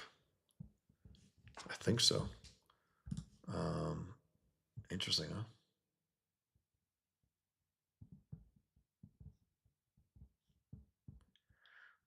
Hmm. Interesting. I looked at once like a head, so like a female villain with a body there, but that's not the case. Interesting. I don't know if he meant to do that. There's a laser popping in out of that actually, right into the chest of this deformed version of Hal Jordan. I don't know what this is, but it's Green Lantern clearly. And it's interesting also, guys. There's a lot of work that Frank Quitely came in, and the color is just, you know, dominated to the point where you don't see that fine detail that he did. You can see a little of it, but they had to lighten this up a little. You got to lighten it up a little to appreciate all that line work. And the hair is great too. Look at that. Check this out. Look at the organic quality of this battle. I guess with Hush and Batman. Look at that. Look at the cape. Almost reminds me of the McFarlane, but more organic, like a hand, almost like a hand reaching out and trying to grab Hush. And again, look at this coat stuff here. Look at this. Fantastic. Interesting color on Batman as well. It's like the whole suit is like gray blue. A darker hue also. And a leaner Batman. But really cool. Good eyes on the Hush. Look at that. And a great just use of space there, of white. That works. It's like John Maylin's cover for Shanth's Spring Ball, using that white background. Something about it. You want this to pop. Unlike that last one we just saw where the color is just buried. Frank's detail here. This color was like, nah, I want that to pop. And look at the organic quality again, like a wave. Damn good. Really, really good. Interesting the way he makes these feet also. He's done it a number of times before. And again, look at the quality of the background and, look at this. Everything is just placed beautifully. The perspective is impeccable. Really good drawing. Good hands. Look at that, guys. The musculature is great. The foreshortening is fantastic. The shoes, the thickness, great color too. Yeah, so I guess he's doing a lot of covers for Mark Millar. He says, "Hey Frank, maybe you won't be able to draw seriously, but can you make some covers?" Sure. There was also something that Frank Quitely. There's a hotel. I don't know where it is, but you go in there and you see Frank Quitely art and muraled across your rooms and the hallways. And I'm thinking, is that actual murals that he drew or printed? I imagine printed, or else they really, went out of their way to pay him. He is. JC, you see the documentary of Quitely doing a page in the studio? It's on YouTube. I did. In the show, he pencils it all in blue line on the computer, then print it out and inks it with pilot pens. Huh. Okay, so maybe I didn't see that. Interesting. Comic books and Cahoots. Quitely is on a whole new level. He is. He's a next level artist. He drew issue 1 of The Ambassadors. I think I have that, JC, then. I think I do. Because I remember, I think me being disappointed that he didn't draw the next issue. I was like, oh, fuck it. And again, you can't go from Frank Quitely. Look, I know you want to establish this series. You can't go from him to whoever else drew it, Carl Kershaw, whatever. You can't do that. Art says, shame comics can't work in India. High poverty means no expendable cash. Interesting. It's interesting you say that because I got a lot of Indian followers, and it seems like in the last day or two, I got like literally 2,000 followers extra on X.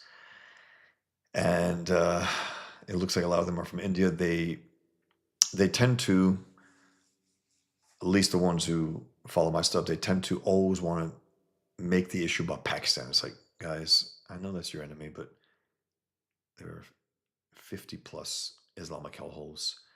There are 130, 40 Islamic terrorist groups. Don't pretend it's just you guys. They all feel, I don't know, defensive about it. Like, hey, how about us? It's like, yeah, I'm talking about the global jihad, which is part of what you guys dealing with. I'm not focused on Pakistan per se. I'm not. It's ridiculous. But my point is that I think I've sold a few books to India in years. So there's something about that art. It has to be because there's interest. They are very complimentary. Um, they tweeted this thing out. 600,000. I'm not sorry, not Twitter. I apologize. First of all, it's not Twitter. We got to give the man his due. He calls it X. He paid all that money. Let's call it X. But my point was 600,000 views on this one post that I made. And let me show it to you. Right after this, actually. I'll show it to you.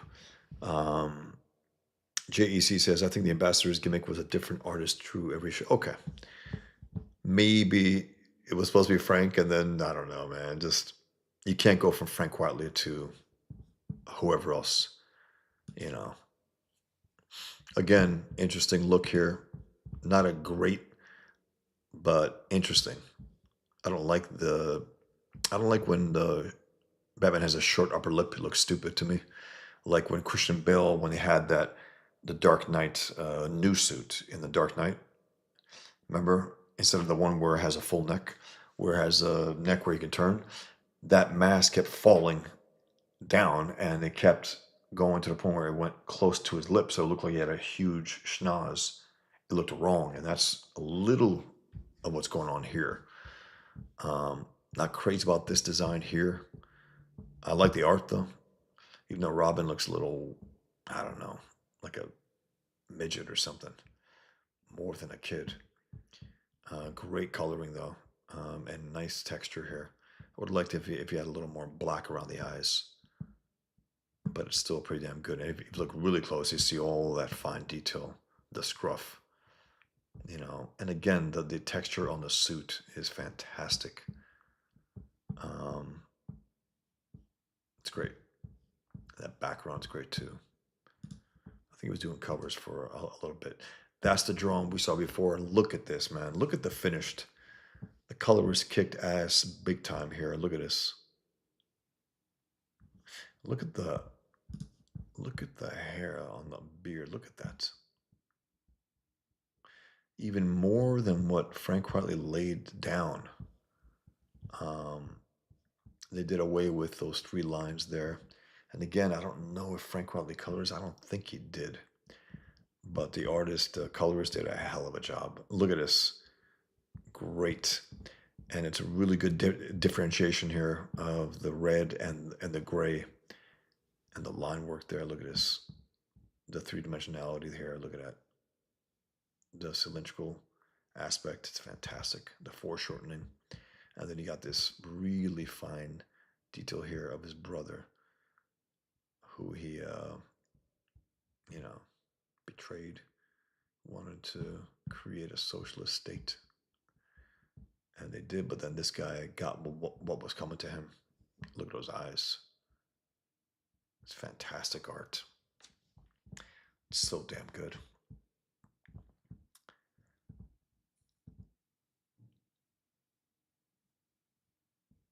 I must have seen that then, JEC, because documentary is called "What Artists Do All Day." Frank Quitely. I know that title. I must have seen it. I remember him doing something and doodling in a sketchbook, if I remember correctly, in his home, I think.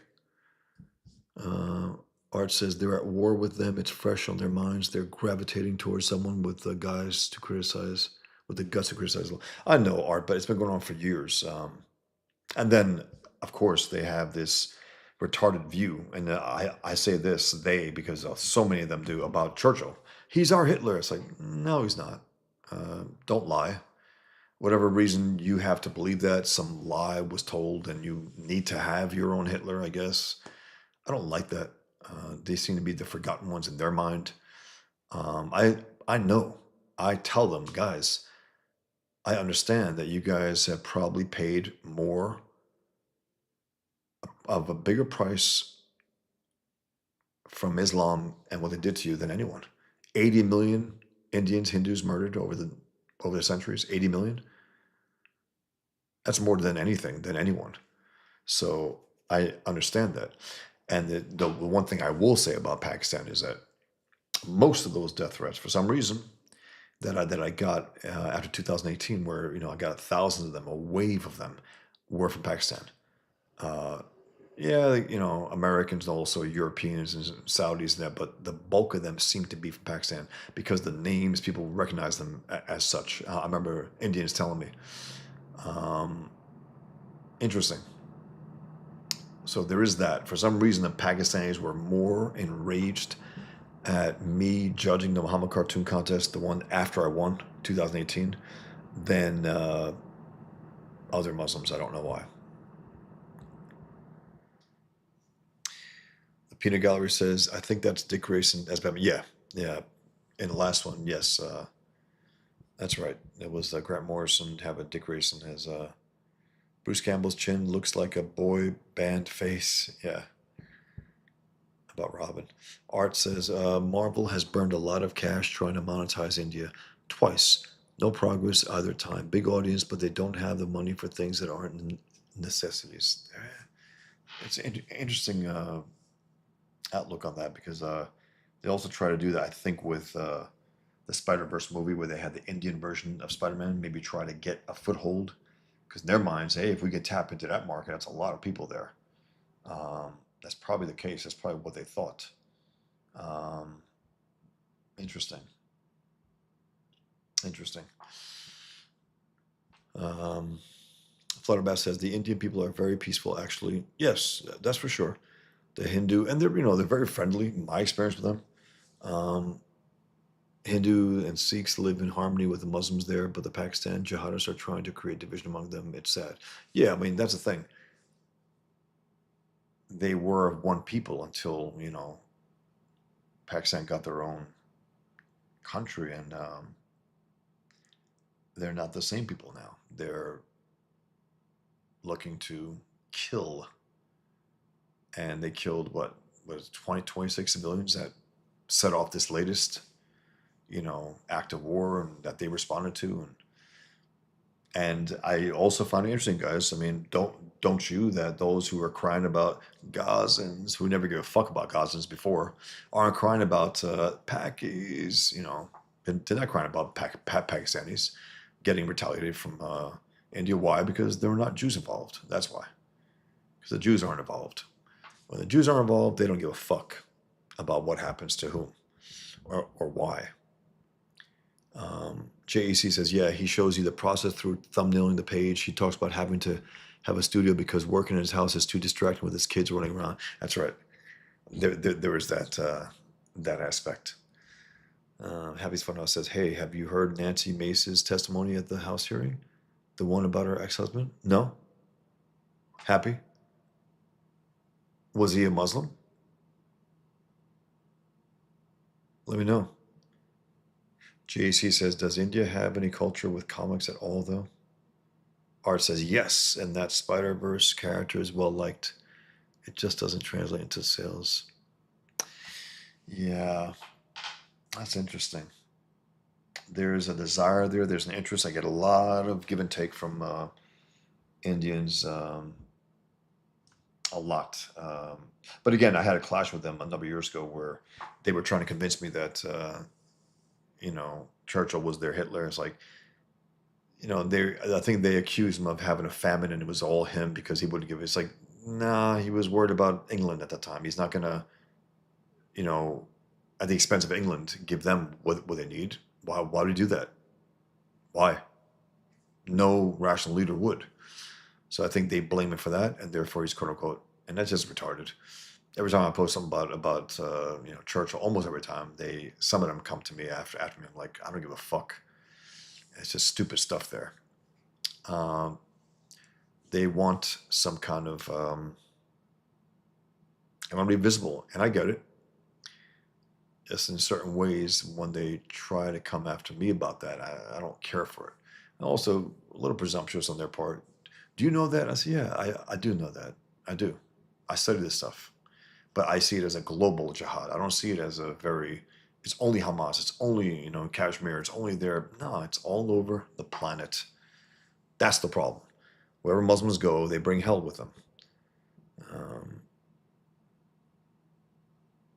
the Peanut Gallery says India does have some comic book shops. I don't know how many, though. I don't know either. It's another Dick Grayson, I believe, Batman. Ears that come from the side, like the Adam West style. Not crazy about the light blue at all, but it's a good drawing, well done drawing.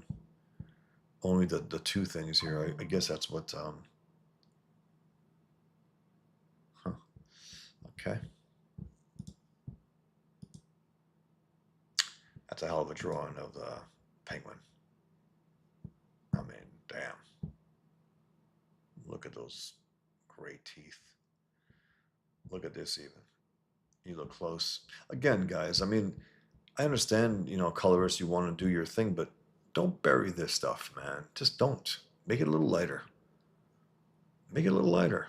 From here, you can't really tell. It's really good. Look at that. Look at that fish even. He has a fish in his. Look at that. Blood drops. Some blood drops there. Great color. Great texture. Huh. Caught that fish there. Look at his hair. Look at the whites in there. Look at the reptilian look that he has. Warts looking at us. Big gums again, like he gave the Joker. Look at this. Nicely done, man. Very organic. Look at this. Look at this strange, awesome drawing. You got sprayed there, splatted with this robot being something. Huh. An artist. Look at that elbow. That can is great. That's a Frank Whiteley can.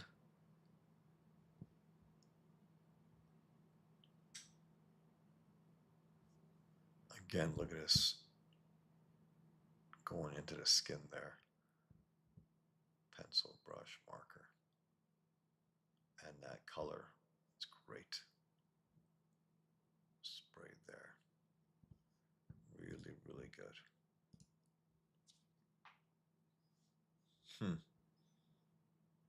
Kaiju Cola. Damn, look what happened to this guy's teeth, or this girl's teeth. Jeez. Happy also.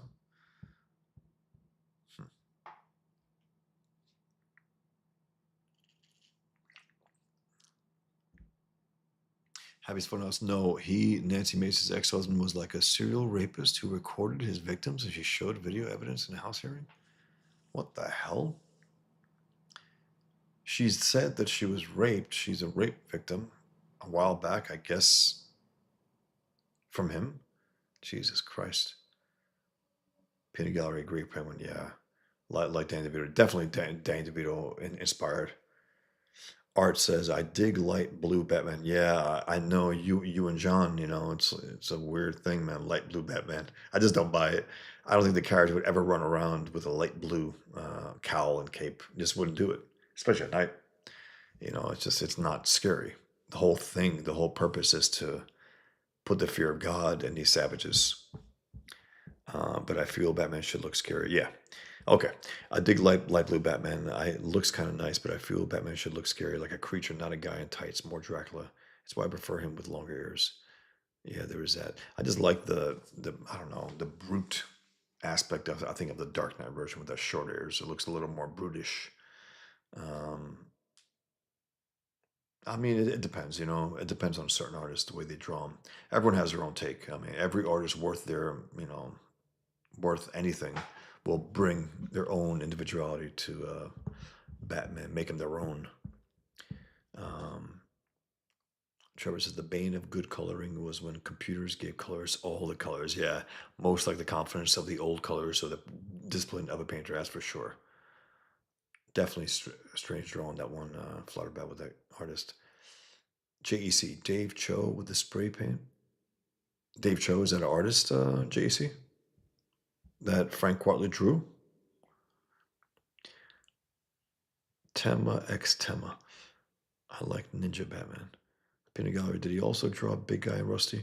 That was Jeff Darrow, Peanut Gallery. Trevor says quietly leans into the monstrous features of his villains. That's for sure. Bruce Campbell's chin, The Dark Knight, not Powder Blue Knight. That's right, The Dark Knight. Powder Blue Knight. It's like the old 1970s powder blue. What do you call it? Tuxedos. It's ridiculous. It doesn't work. It's you got to have him with the black cowl and the black cape. Really, not even dark blue, just black. Zorro style. That's his whole thing. I mean, he loves Zorro and inspired by that. And um, look at this. That's the cover that I have on my hardcover edition of All Star Superman. Even though the cover is that one where that badly drawn face of his with that super long chin and face, like, nah, it looked wrong. But this is good. It's very good. Great coloring too. And in the actual cover, you see only on an angle, you see All Star Superman on the top. Only if you angle it a certain way. Um, that's just a damn good drawing. The cape coming through, his legs there. A short cape, quietly makes that Superman's cape short. Interesting choice, similar to Christopher Reeve version. And again, David Cornsweat is as long as Henry Cavill's was. Now this is interesting. This was commissions that they did. I saw, look, that pure S on Superman. Great. That was the Dark Knight version that they did. And then you got the Joker, a different one. Another Superman.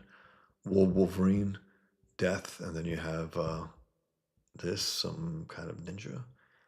Lake Como Comic Art Festival. From what I gather, he did commissions of these on watercolor paper, which is what it looks like, at least. Maybe that's why the texture of some of his art ends up that way.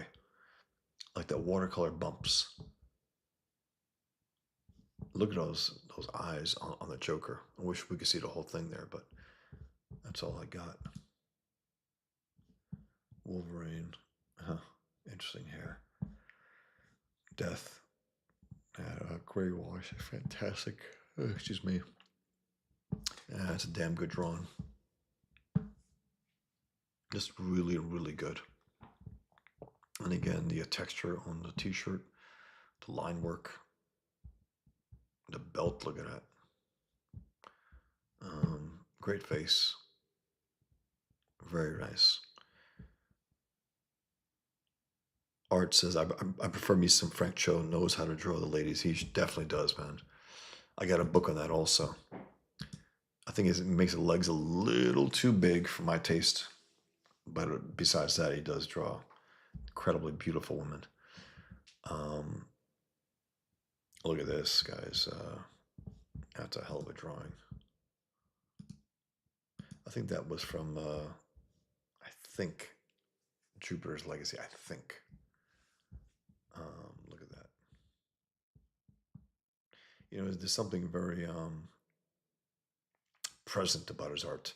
Not realistic, just sub-present, as in this is like an actual scene shot, And of course, it's not. It's designed, it's drawn, it's really well drawn, but it's something very stylistically, like stylized realism about it, like John Romita Jr. at times. Something about it. That monkey type character got drunk and has powers. I think that's what it was.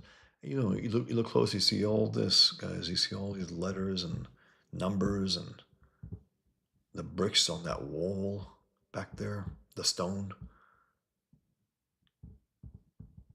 the stars in the sky, little red light there.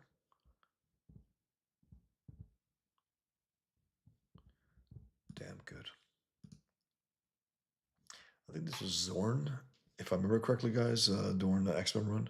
And I believe that was Magneto. If you could remind me, guys, if I remember correctly, I think it ended up being Magneto in disguise and infiltrating the X-Men.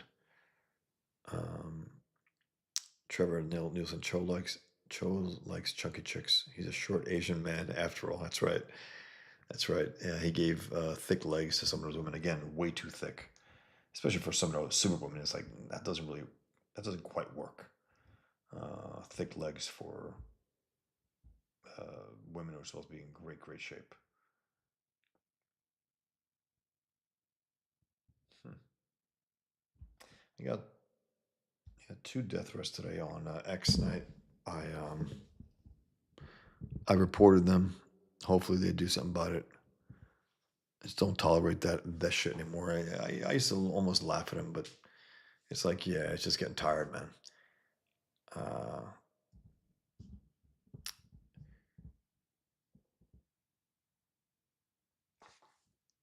okay, JC, that's Ambassadors with the Truck. Okay, JC, I gotta look into my Comixology and see if I got that one. Because when it comes to pamphlet books, comics, I only go Kindle Comixology. I don't go print anymore. The only print books I get is collections, omnibuses, artist editions. That's the ones. When it comes to pamphlets, I will only get the digital. And also, you know, comic shops. I gotta say, I go over there and I spend sometimes a while in there, and I leave with nothing. Sometimes I leave with some gold, but it's very rare. Um, love the details, pretty good. Yeah, Flutterby. I don't mind thick chicks at all. JBH, comic books and goods quietly is excellent at graphic storytelling. He's great. Did you have any siblings growing up, Bosch? Um, I'm not sure who you are here, but I did. I did. I only say that because I don't really share anything about my personal life. The closest I get is to sharing stuff about my work and what I love about artists, you know, like this. I mean, again, that's just a hell of a drawing. The line work is fantastic. And again, guys, if you can confirm to me that this was Magneto in disguise, infiltrating the X-Men in the new X-Men series, I think that was the case. Maybe. Or there was an actual guy like this that he pretended to be. I don't know. Now, this is interesting here. This is Mad Men, Mike Allred's Mad Men that Frank Quitely drew, I think, a few pages of, and it's great take on Mad Men. Again, he made it his own. Um, all right, if I had a nickel every time Magneto joined the X Men, that's right. JEC death threats are the one thing that'll get you banned on Twitter at this point. I hope so. It should be the case. That's, you know, you can't, again, that's not free speech. And I will argue this to the end. I know some idiotic libertarians believe otherwise because they're stupid. Libertarians are stupid. They're as dumb as leftists. Um, that's free speech. No, it's not, dummy. Yeah, but I said, yeah, you know, I said, get thousands of death threats. I think that might change your mind. It's stupid. Even if you don't get any, you should know that. But it's incitement to violence. It's saying something's going to happen to you. I want to do something, or someone's going to. That's the thing. I'm going to cut your head off. That's not free speech. You've crossed the line. Um,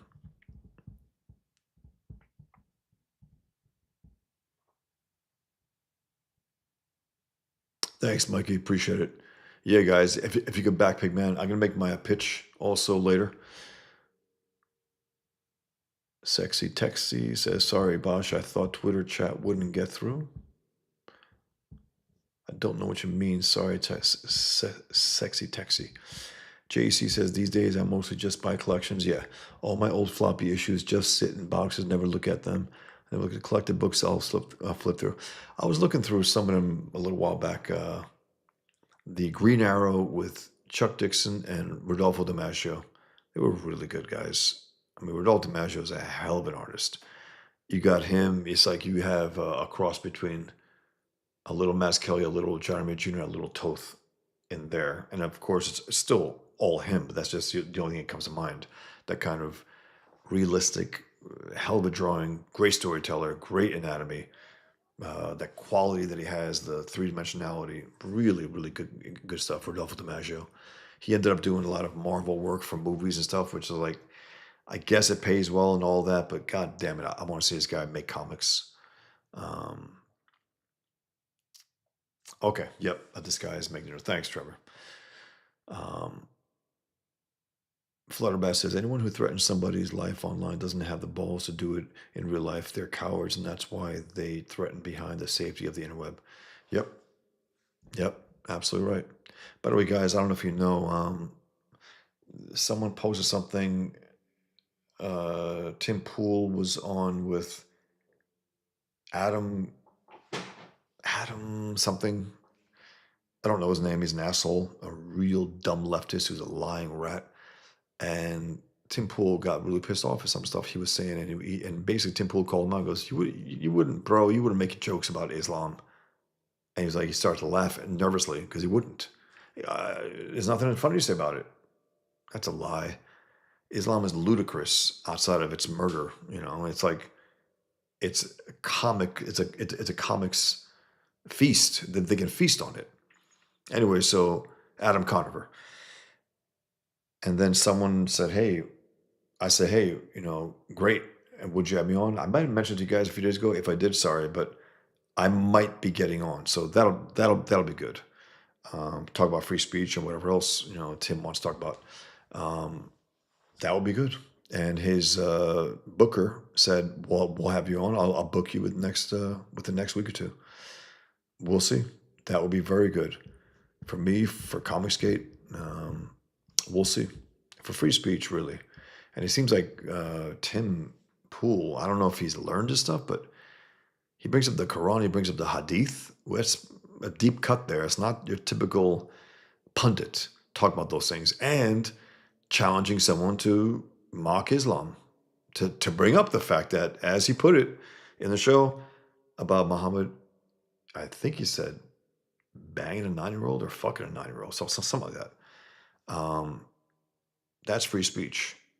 I respect that, and I expect to have, if we do have it, a little give and take, and also some of those guys maybe try to come after me, which I assume they will. Some of the more liberal leftist leading guys. Good.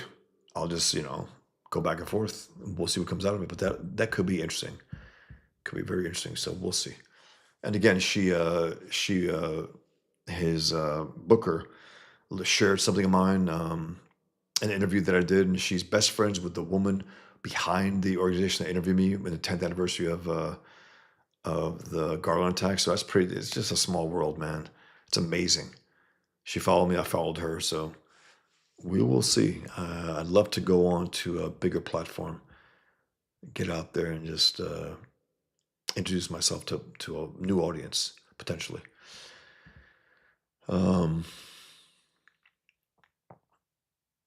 Comic Books and Goots. Mad Men is another fantastic comic series. I love Mad Men. I thought it was hilarious. I thought it was generally funny and creepy and weird. Hard-edged. He's gone pretty pops now, Mike Allred. Lighter fare. But those early issues are pretty damn good, guys. I mean, fun stuff. I had a correspondence with him years ago.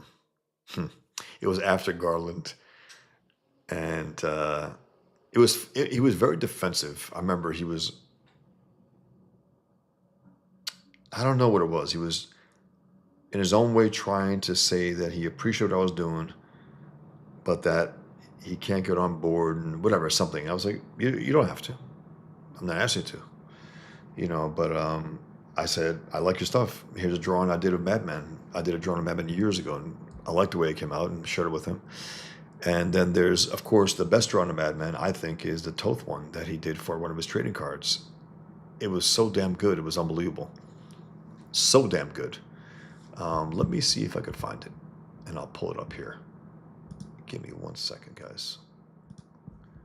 Give me 1 second.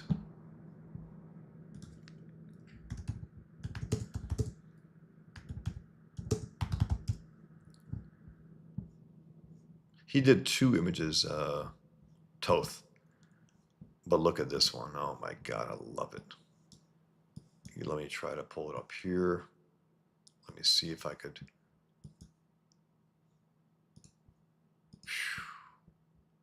I love it.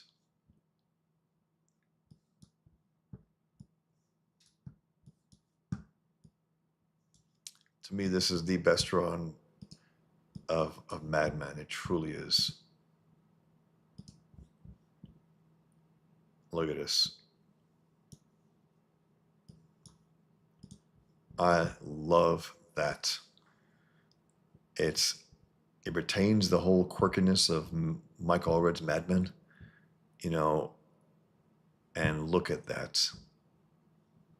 Look at that question mark. Look at that. The blocks. Look at the shadow. Boom, the shadow going there, the light coming from here, everything else hitting back. I absolutely love this drawing of Madman. I think it's the best one. 1993. They became friendly also. Mike Allred and Alex Toth. He loved what he was doing. So damn good. We'll get to this also, but I do want to finish up looking at some of Frank Quitely's art here. 1 second, guys. Let me read a few more comments here. According to there's 268 eyeballs right now. I guess. Is it combined with X and YouTube? Probably. Pretty damn cool.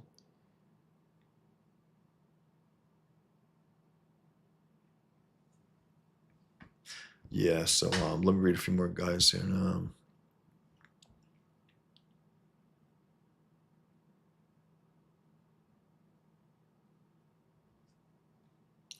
JC says, I'm fine drawing the line of threatening violence. Yeah.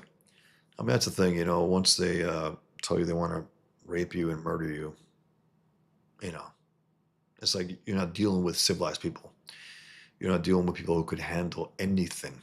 They don't belong in this world, much less this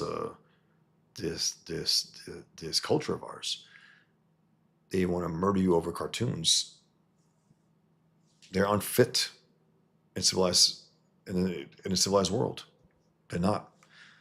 They should just maintain their place in their hellholes and keep that shit there. Bruce Campbell's chin. They don't think they are death threats until they get them. That's right, Bruce. They never really got to that point where they said anything worthwhile enough to get death threats, and I mean that. When you say your truth, when you do things that the enemy doesn't want you to do, that's when you get the death threats. When you tell the forbidden truths.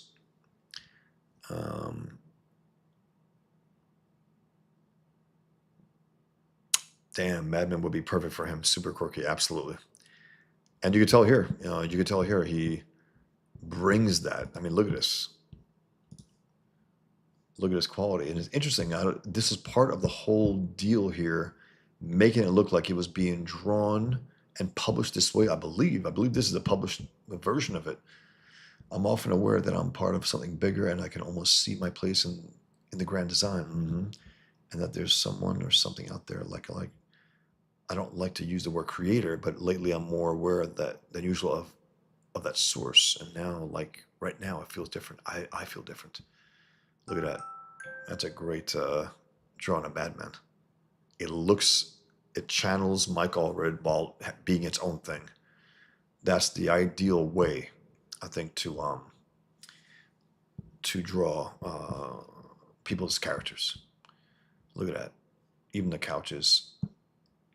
Look at look at the guy's face. Look at the door, even guys. Look at that beautiful line work, hand drawn. Again, established probably with a ruler, but hand drawn there, beautifully done. And then him just sitting there alone. Great stuff, man. Great stuff, man. Again, this is Jupiter's legacy here. Look at this. Look at that even, you know, wrapping around there. So damn good. The color is fantastic. The drawing is great. This has a real classic feel to it. It really does. I think it takes place in 1930. Yeah, 1932. Okay. Okay, this is what I was talking about. This is a hotel. And again, I doubt, again, I don't think it's the original art, but they must have printed it on here. Look at this. You go into a hotel and this is your room. It's like, holy shit. Frank Quitely drawings all over the wall. Look at this.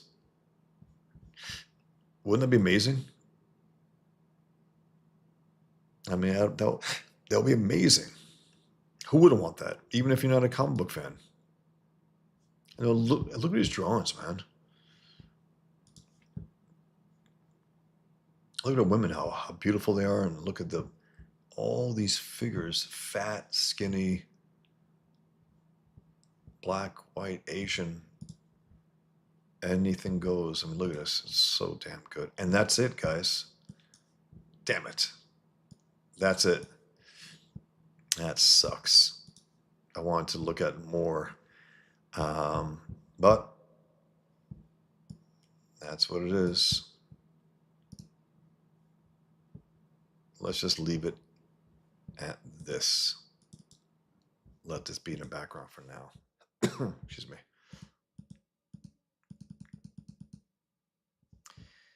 While I check out some chats.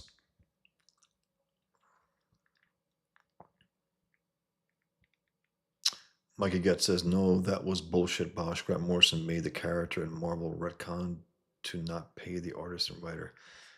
Okay, so what are we talking about, Mikey? I lost the context here. That was bullshit, Bosch. Grant Morrison made the character in Marvel retcon to not pay the artist and writer.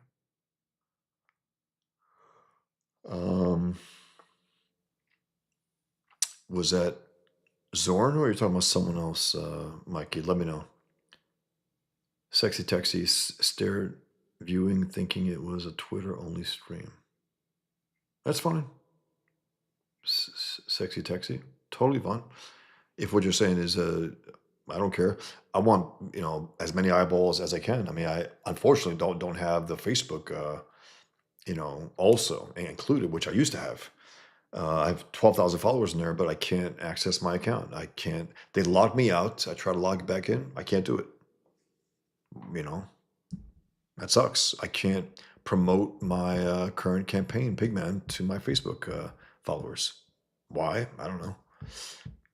It sucks. Art says, got a pamphlet for our local election today. The Libertarian is the only candidate that didn't bother submitting a statement. Lazy Libertarians, god damn it. They really suck, man. I mean, if anyone had any hope for them, they're such assholes.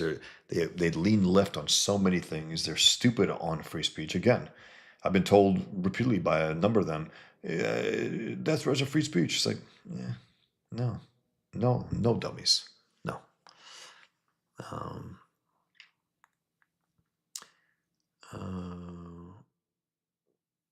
Tem, death threats are attempts to normalize violence that's yet to happen. Yeah. Sexy Taxi fan of Jim Apparel. Early Jim Apparel, I did not like the later Jim Apparel. I know the artists supposed to get, they all get worse. Not Walt Simonson. You look at Walt Simonson's Ragnarok, arguably his best work. Arguably. It's that damn good. There's no drop off in quality. There's no, oh shit, no. It's damn good. and he opens up the layouts a little more than he used to on the old Thor. You got John Workman still doing the lettering, which is fantastic. It's a really well written, well drawn story. Supposedly, Volume 4, after 5 years, will be released issue by issue. And that's one thing that I will get issue by issue, and then I'll get the collection. So Jim Aparo, I remember he did some of the Bane stuff. I did not like that at all. Even Terry Austin had some of those issues, like Terry Austin, and he still couldn't bring it.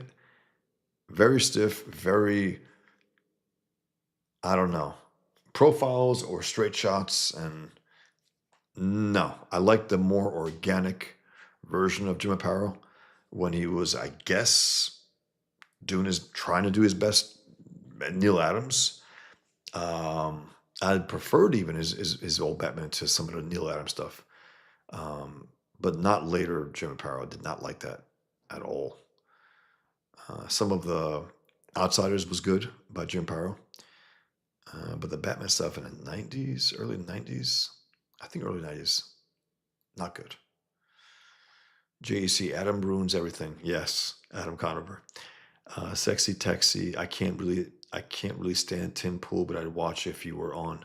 Thank you. Good amount of an audience, though. Yeah, for sure. He has a few million followers here and there, and once it's spread across social media, our conversation again. It's so funny with me. People tell me. This one guy wrote an article once. He goes, "You get shocked sometimes at the things that Boss Fawcett says and does," and it's like I don't ever see it that way ever. I never do. That's the norm for me. That's the given. That's what a free man should express about an enemy at war with you and so on. Free speech also shouldn't be. I remember, guys, I even put a free speech, I love free speech t shirt out there. People told me that's controversial. That is retarded. I love free speech is controversial. Shame. Shameful for them to even think that. But yeah, I've went after Tim Pool as some stuff he says, some dumb stuff over the years, and then some good stuff. And again, what he said the old day, I got zero argument, man. I'm like, damn, he's taking it to this guy. He's really good about it. But the overall thing was this idea that a country has a right to ban or get rid of those who don't align with its values. It's a fine line. I mean, I'm not a kind. I even think people who say fuck free speech, that's free speech. Even people who hate free speech, even though they, hate it, that's free speech. Like it or not, you know, Islam's beautiful. Islam's great. Fuck America. Nasty, but that's free speech. Now, if you are a visiting piece of shit from a hellhole and want to come here and you explicitly state that you want to wipe out Western civilization and also, this and that, I don't give a fuck if you get kicked out at all. I don't. If you're not born here, if you're a visiting person and you spit in our face that way and you want to explicitly call for the destruction of the West, the fuck out of here. That's not to me, yeah, free speech, but you're here, you're an enemy. You establish yourself as an enemy of the state, of the country, of its people, of our values. Like they supposedly kicked out that one idiot who was calling for, a war against the West, standing with Hamas. Fuck out of here. We don't need you. That is a different story. Americans born and raised here, what are you going to do? Let them speak. I want them to speak. I want them to tell us what they actually think. I don't want to be, um, I don't want them to hide what they're saying, what they're thinking. I want them to be honest. I want them to have the freedom to say, I hate America. I hate the West. I hate civilization, all that. I mean, they wouldn't explicitly say I hate civilization. They'll pretend that there's an Islamic civilization that's equal, if not superior to ours, which is absolute bullshit.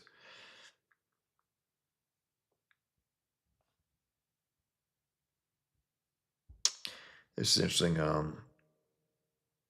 just saw Tim Pool say it's one thing to criticize the war, it's another to call it a genocide. Massive swing to one side on an issue he doesn't know much about Theo Vaughn. Well, Theo Vaughn is retarded. He's dumb. He's a dumb mullet wearing redneck. I mean, he's dumb. So I get no problem with that, but the idea of like Joe Rogan, the idiot, the absolute meathead, uh, drughead, meathead, it's a genocide. It's a Holocaust. Fuck you, you ape, you dumb fuck. So yeah, you got the idiots, and it's like, who the fuck cares what Theo Vaughn thinks about the war or anything like that? He's a dumb comedian, you know, just dumb. Um, Bruce Campbell's chin said, "I don't watch a lot of Tim Pool, but you being on would get me a watch." Cool. I'd love to be on. And according to his booker, who has followed me and shared my interview this night, she says she'll book me within a week or two. And it'll be an interesting week or two for me because I'll be moving. So I got that, a possibility. It could be interesting. Interesting times. Um, Mikey Getz says, I told the King's chat you were going on and they didn't believe me. LOL, don't make me a liar. The King's chat? What King's chat, Mikey? I told the King's chat you were going on and they didn't believe me. LOL, don't make me a liar. What are you referring to, Mikey? I don't know what you mean. I don't know.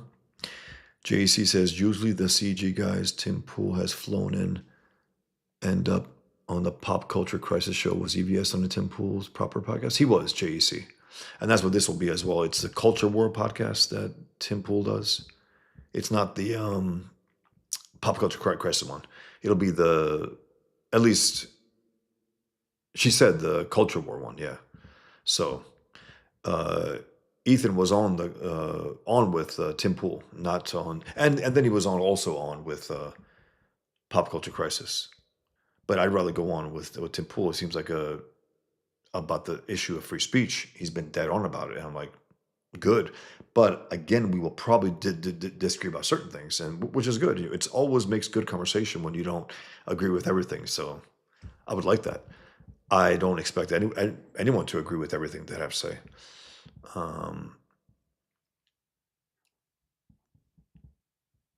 Art says Tim knows his stuff. Adam's been an annoyance forever. It was fun to watch him squirm. It was. My God, what a mess he was. Sexy Taxi, was Superman Odyssey any good? Superman Odyssey. I don't know what that is. If you're talking about Batman Odyssey by Neil Adams, it was horrific, horrifically bad, laughably bad. Let me give you one example. Batman is climbing up a train. He has a gun in his hand. He doesn't carry guns, but in Neil Adams' delusional mind, he's carrying a gun. And then he's saying, oh, I shouldn't be carrying this gun because I can't climb as well. What? You can't magnetize something and put it up against your belt? You can't put it in your belt as you do this? What? And then he's going in the train, and then there's a train conductor or someone, train worker or some kind walking and thinking about his family in a word balloon, in a thought balloon. I don't know. I mean, that's just one example. I was like, what is happening here? Never let a guy who only cared about art just write something and write shit, or at least get a. I think if I remember correctly, Frank Miller was supposed to dialogue that, and then it fell through somehow. I don't know if Frank Miller could have helped. You know. Art says, yeah, JEC Ethan was on Timcast. It was a good episode. It was with his Blackbeard, which I thought was hilarious. I was like, what the hell? What's going on here? Sexy Text said, Toth is the actual GOAT behind Eisner. I mean, Eisner's all-time great. And Eisner, in terms of career-wise, he's the role model in terms of careers, I think, for artists, for any cartoonist. Starts off in the comic strips, goes into manuals for the military, goes to graphic novels, and goes into, I mean, the guy, and also writing and penciling and inking his own work always. That's a big deal. And back in the day, taking comics seriously, respecting comics in a way that his peers did. They always expected it to crash and burn. He didn't. Um, Toth was not as much of a role model in terms of career wise. I think Toth is the greatest single comic book artist of all time, though, in terms of the art, the greatest comic book artist of all time. I mean, Will Eisner again is the greatest role model for any cartoonist. I mean, the guy loved comics, took him deadly seriously. And then you got other guys like the comic strip artists, like Milton Caniff, the best drapery and wrinkles and clothing and shadows of anyone. Everyone has their own particular thing, but yeah, Will Eisner is all time great, all time great. I had a chance to shake his hand, just thank him for his work, and also thank him for he didn't clearly choose me to be a Eisner Award nominee, but it was cool. It was truly an honor um, to be nominated. That's not exaggeration. I know people just say that sometimes, but it's just not the case. Um, Comic books and hoots. I still have that Mad Men trading card set. My favorite is a Dave Stevens card. Man, I mean, what the hell? Mike Allred really got these all time greats there. Incredible. Yeah, Sexy Taxi. Whoa, Simplicity as Fine as that beautiful Madman drawing they did. Obvious Toth influence in Allred, 100% JC. No doubt about it. Sexy Taxi. What was the last thing Frank did, like limited series? If you're talking about Frank Miller, he did that Ronin 2. No, man. Look through it. Even when, he did layouts, whatever that means. And then he did the drawing for issue 4. He didn't ink it though. Talking Heads, and a few splash pages with no backgrounds, just figures floating in air. It looked like not good, not good. That's the last thing I remember him doing. He's alive. It looked like he was on death's bed 11 years ago. He can still write stories. I think. I don't know why he doesn't. Um, the Peanut Gallery. Did you like any of Darwin Cook's art? Absolutely. Peanut Gallery. I got all of his Parker adaptations. Arguably the best work he's done. Less cutesy than some of his other work. I don't like his cutesy stuff. I don't like the way he did um, round-faced Flash, Batman, Superman, like children. They looked. It looked like truly like children. I didn't like that with big heads. I didn't like that at all. I didn't like the New Frontier aspects of it, parts of it maybe. The color was fantastic. Dave Stewart colored it, but then you got Parker adaptations. Great, great, beautifully drawn. Great storytelling. Great art.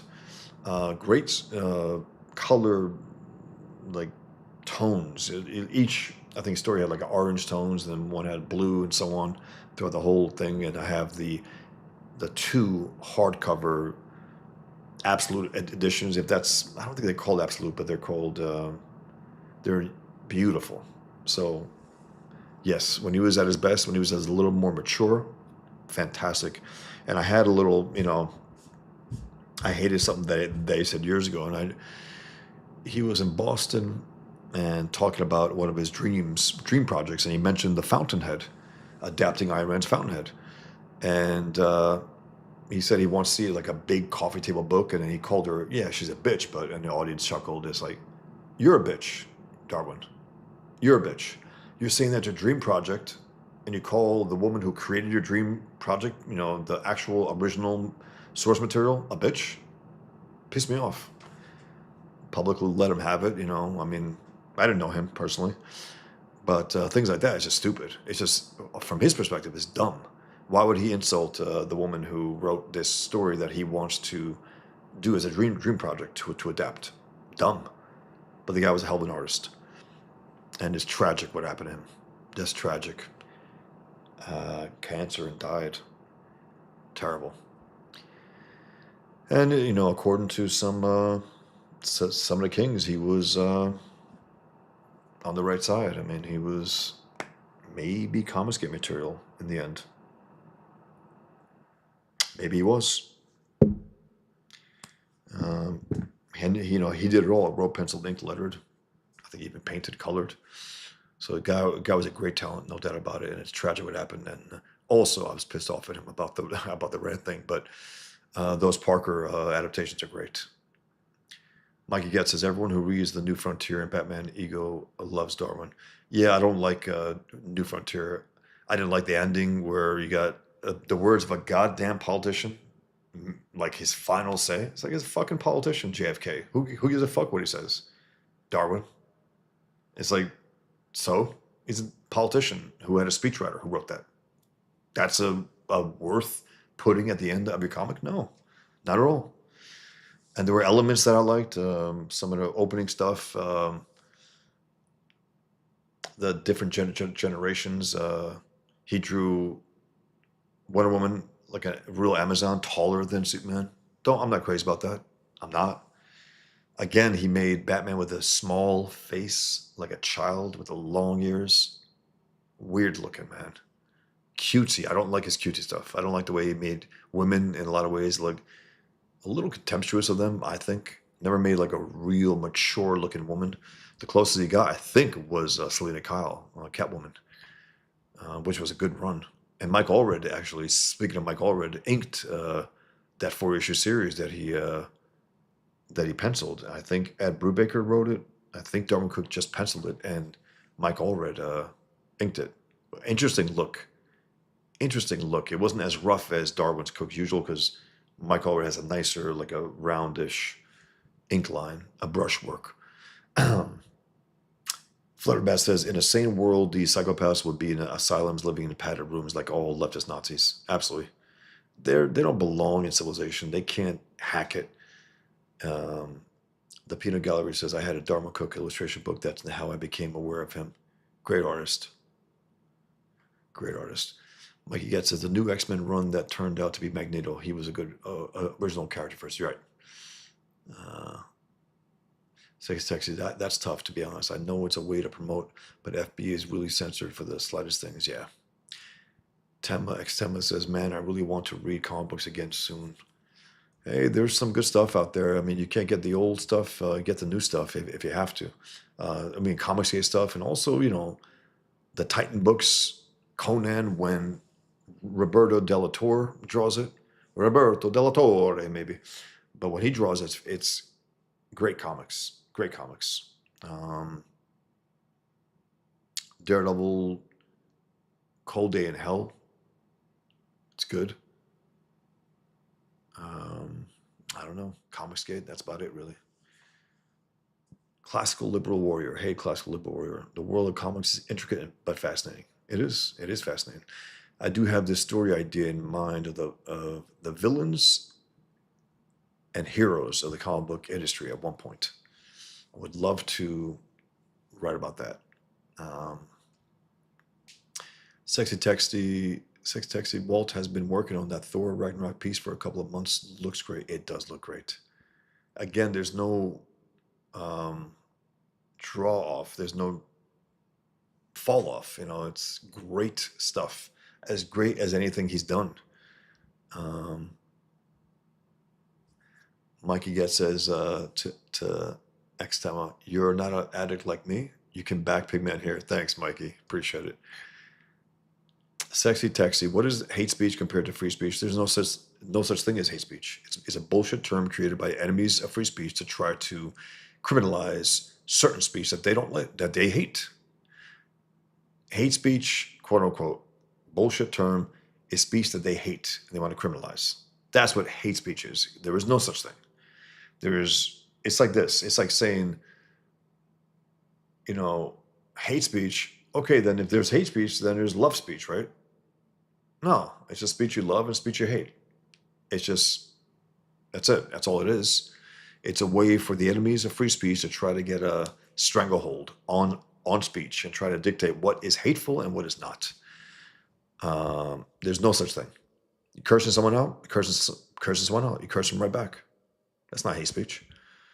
No. I want to kill you. That's not hate speech. That's illegal. That's a threat. So That's right, Trevor. Hate speech is a fiction created by communists to curb free speech. 100%. Well put. Concise. 100%.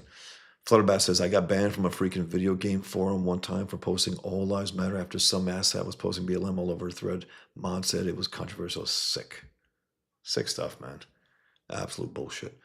Sexy texting, no matter how vile you preach, it's still free to say so without repercussions afterwards. I don't know what you're saying, sex texting. You can say anything you want. Again, so long as you don't directly threaten someone with a physical threat to hurt them on a physical way, you can you can say what you want. You can call me any name you want. You can. I'll just call you right back in a more creative way. That's the problem with people who are creative. When people go after them, they can hit them back a little harder in a more entertaining way. I'm from Oceania, so um, Mikey gets Monday on King's Ethan's chat. I don't know what you're still saying, Mikey. Like I was gonna be there. I'm definitely gonna be there. I was there.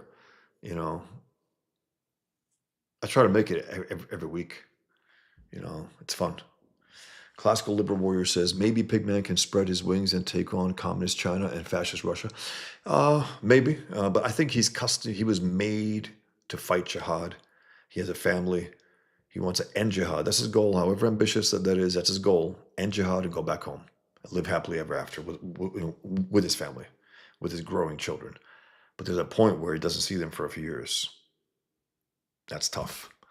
So I can have another character, take on the commies, which I will eventually, because that's to me that's a two major threats to civilization: the communists and the Muslims. It's the enemies that have to be defeated before they defeat the world, before they destroy the world, because they are both nihilists. They're both collectivists. They both want to rule the world, and they had to be destroyed, ultimately. Trevor says, "Yep. As long as it's not a threat of violence, just because you don't like the speech doesn't mean it isn't. It isn't free speech." Yep. Sexy taxi, Superman, space age. My bad. Okay. I got issue one, I believe. I lost interest pretty quick. Sexy taxi. I think when All Red draws these comics, I know he's doing them. He has a family and all that, but still, it's like I'd rather he do his own stuff, the quirky stuff. I don't care for some of the mainstream stuff he does. I really don't. I like his more weird, quirky Madman stuff. That's Mike Allred.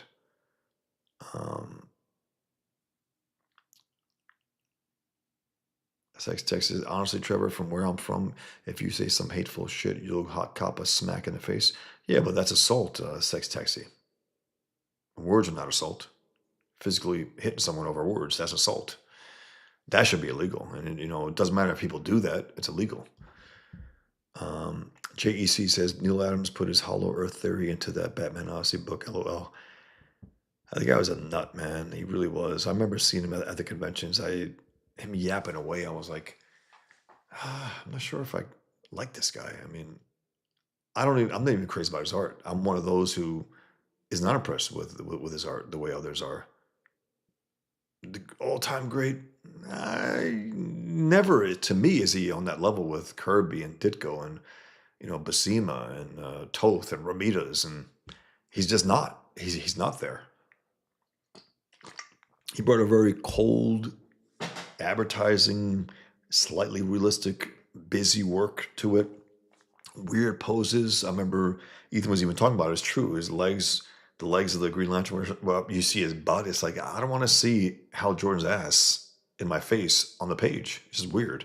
I think also Gil Kane did that. It's like weird shit. And then also the sausage fingers that Neil Adams always did. It's like, I don't like that. It looks stupid. Not impressed with him. Sexy Texy, there is no Toth without Eisner. Likely, yeah. Toth had nothing but good things to say about Eisner. Eisner, I think, mentioned Toth at one point. Maybe in that interview with Miller, I don't know. But yeah, Eisner's an all-time great, and he took it more seriously than his peers, and his career was better than Toth's. That's for sure. Toth, his bitterness, I think, got the best of him. He walked away from comics. He doodled for years. There's a book, a collection of his doodles, which is great, but he didn't do the heavy lifting that it needed to maintain the comic book industry the way Eisner did. Eisner took it deadly seriously. And some of those pages, like you look at some of those from graphic novels they did and in comics and sequential art. There's a thief. This scene, it's incredibly organic and just so damn good from panel to panel, broken panel borders flowing into into the others. It's so damn good. I got to do a video on Eisner at some point. Mikey Getz says Neil Adams also basically told Frank Miller to fuck off. You'll never make it, so I don't really trust him. That's right, Mikey. I mean, Frank Miller's career over Neil Adams is no contest. Sexy Texty, love your insight from the greats. I'm pretty young, but I see you as a historian for comics. I love comics. So I don't see myself as a historian. I've been called that sometimes in the chat, which is funny to me. I just love this medium.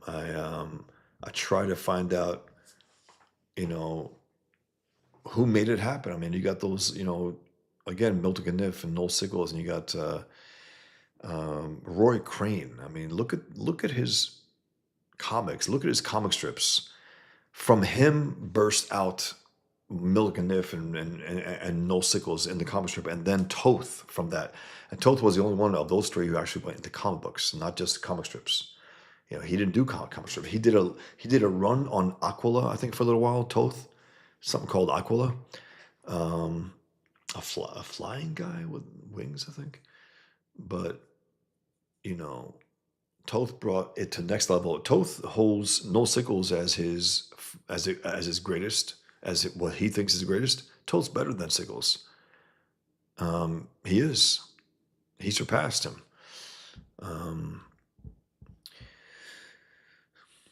Trevor says, then the threshold of violence has been crossed and the fight would be on. Sticks and stones, 100%. Trevor, I mean, that's the thing. You tell someone something, they crack you, you crack them right back. Also, once you're in a fight, there's no talking. It's like, the most extreme example of that is Theo Van Gogh. My God, being shot in the back, being stabbed. And as he's being stabbed, he's saying, can't we talk about this? You're in a fight, you're in a death match. You have to take that knife and twist it back on him if you can survive. There's no more conversation. It's zero. It's kill or be killed. JEC says, love Eisner's one auto-bio comic he did, The Dreamer, yes, about starting a comic studio at the birth of the industry, gave Jack Kirby a start in the business. Absolutely. It's funny also, he had like a figure who did Kirby, and Kirby was a tough guy in there, and it's good stuff, man. It's just, and again, the fluidity of his storytelling, the naturalness, the breaking again of the panel borders, flowing into another through doorways and so on. Just interesting stuff, man. And again, he's not the greatest draftsman. I mean, I'll take Toth over Will Eisner any day in terms of drawings, but the storytelling, that was it. The love of the medium to take it to a next level in terms of the innovation, But again, he just wasn't the artist that Toth was. I would have loved to have seen something with him and Toth together, even if it's a short story or something. But yeah, the guy was great. Huh. It's funny. JEC, Darwin was too confrontational not to get canceled. He had already burned his bridges with Marvel, I've heard. Huh. Would not be shocked. Hard drinker too, from what I gather. At that event, when he was talking about Rand trashing her, calling her a bitch, even though he wanted to adapt the Fountainhead, he was drinking. If you're drinking at a panel, that means I think you're drinking all the time. My assumption. Trevor says, Cook's wife is a piece of work, though. Yeesh. She raised hell at the Eisners one year. Thought she should have superstar status. That is terrible. I heard some stuff about her. Yeah. Through some of the conversation with King's off. Very off. Mike Getz says, I want Frank Miller to stop drawing and be a CG king. LOL. I'll settle for just good writing at DC, though. He needs to write. That's his main thing. It's always been his main thing. Drawing was a very tough thing for him to do. He put in the work, and at times was great, and then sometimes he sucked. So it was like, what the fuck? But his writing was always his strength. His storytelling was always his strength. He has to get back to that. He has to tell some stories with some great artists. We need that from Frank, and it's just he's not doing it. I don't know. I don't know. Trevor says, I'm telling you, don't sleep on those Elric books from Titan. I won't, Trevor. I read Elric. I read the novels years ago.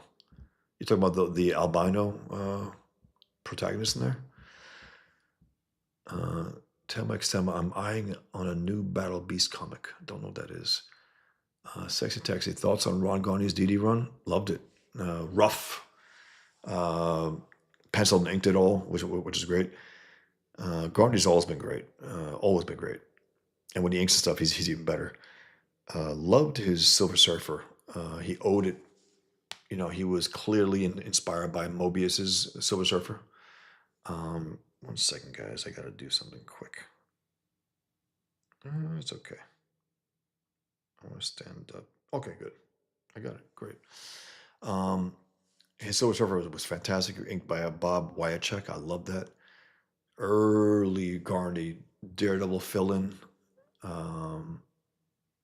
At least one, if not a few. Good stuff, man. And then his one with Keanu Reeves, the recent one, good. A little too rough, I think.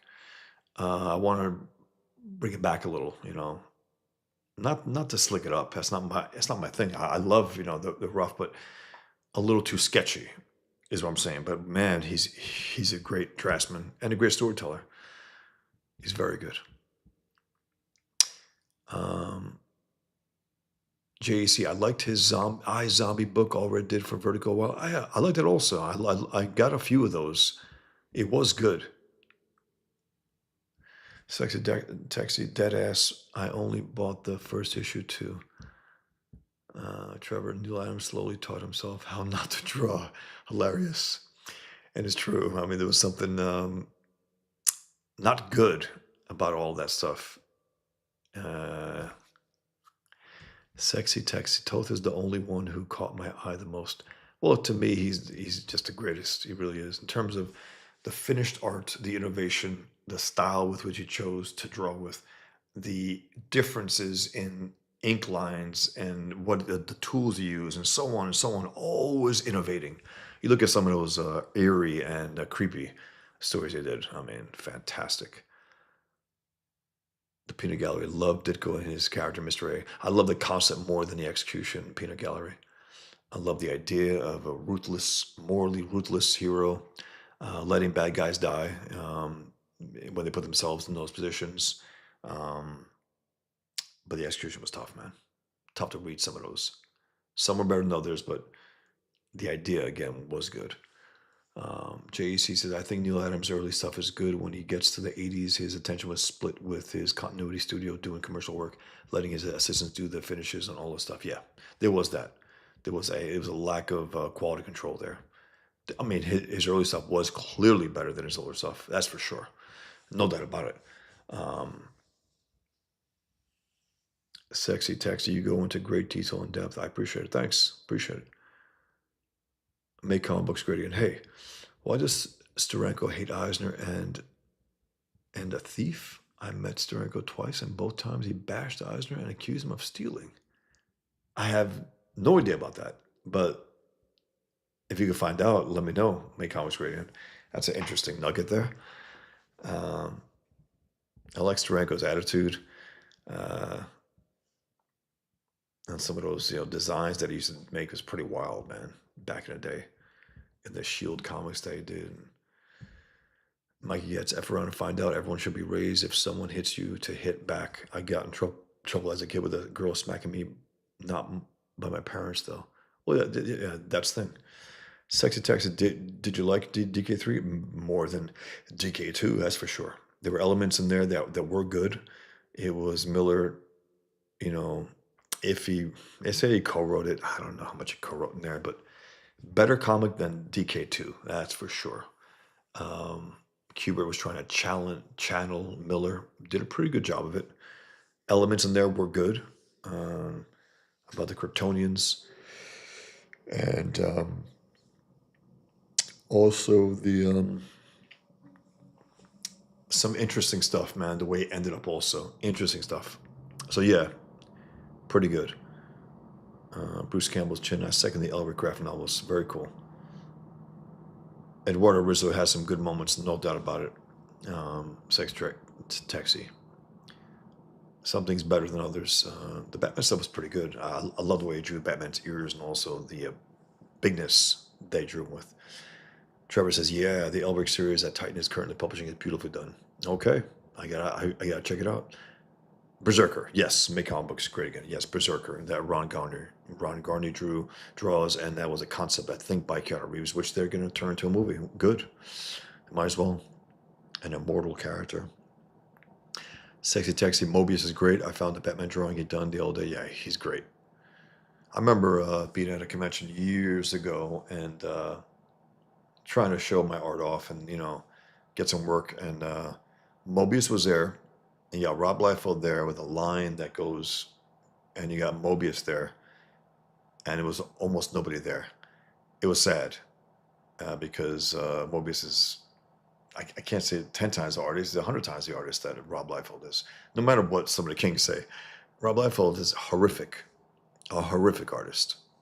Uh, he's never gotten better, doesn't care to get better, doesn't care to study, doesn't care to produce good work. He lucked out. He had some bad editors who didn't give a fuck about art, and they got him in there. And I'm thinking a guy like him probably got a fake portfolio that he got into the business with.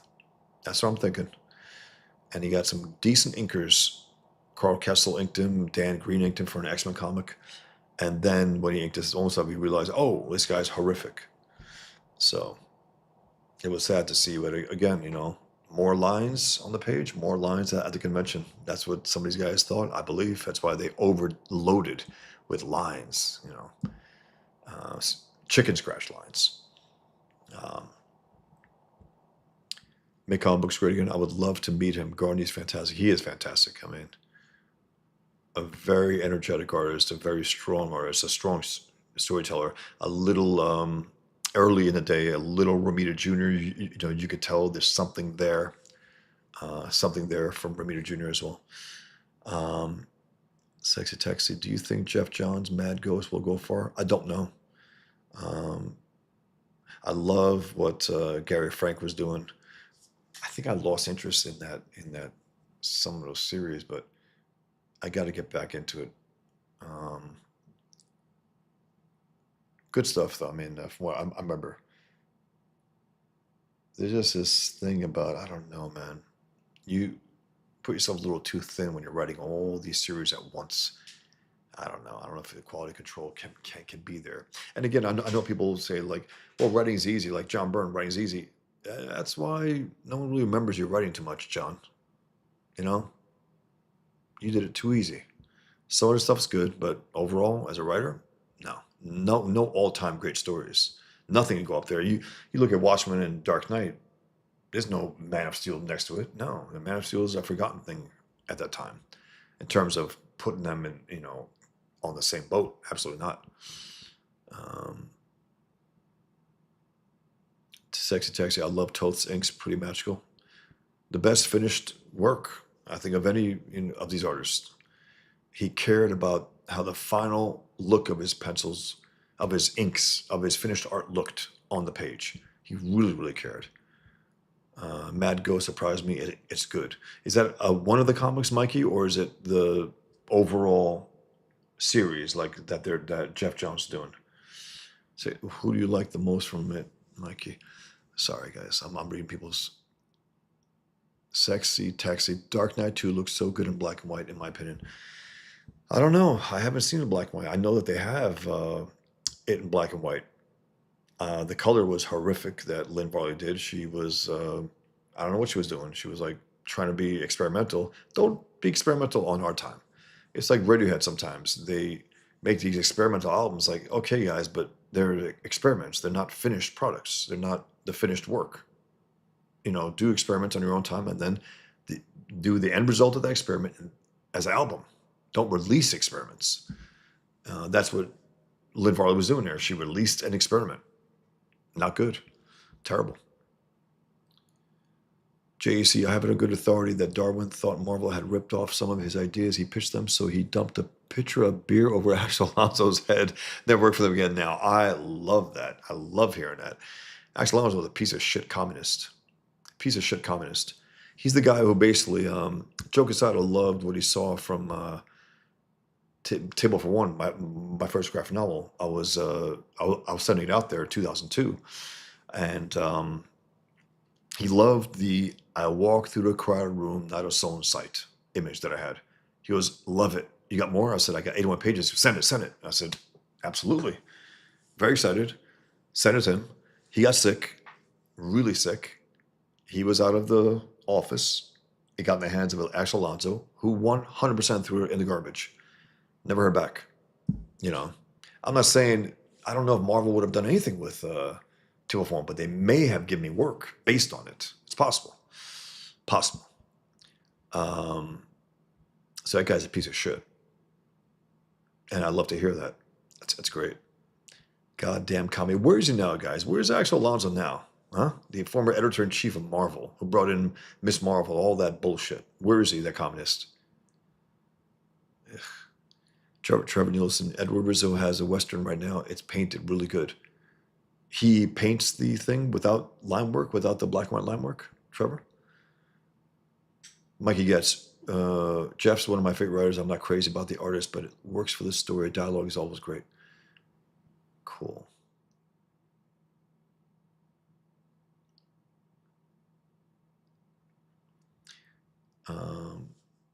Make comic books great. And as bad as Byrne's Superman writing was, nobody was worse than Bendis. That's for sure. My God.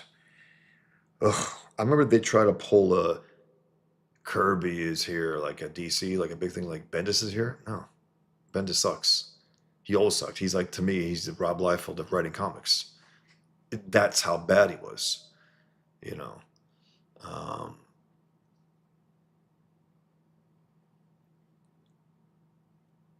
Junkyard Joe is my favorite Ghost Machine book. I like that book. JEC said, I think Lynn Varley had one foot out the door about to divorce Frank while they were doing DK2 and his shows. Yeah, that's what it comes off like. She was not committed. She was not doing a great job at all. I don't know. You saw pixels in the color. It's like, okay, why pixels? It's not digital art. It's coloring. You're supposed to color it. Sexy Text. I bought the noir edition for my brother, and I just gazed at the art. It holds up, I reckon. Interesting. I might have to take a look at that. I got the hardcover. It's unfortunate they put Absolute Dark Knight and they put the piece of shit Dark Knight 2 along with it.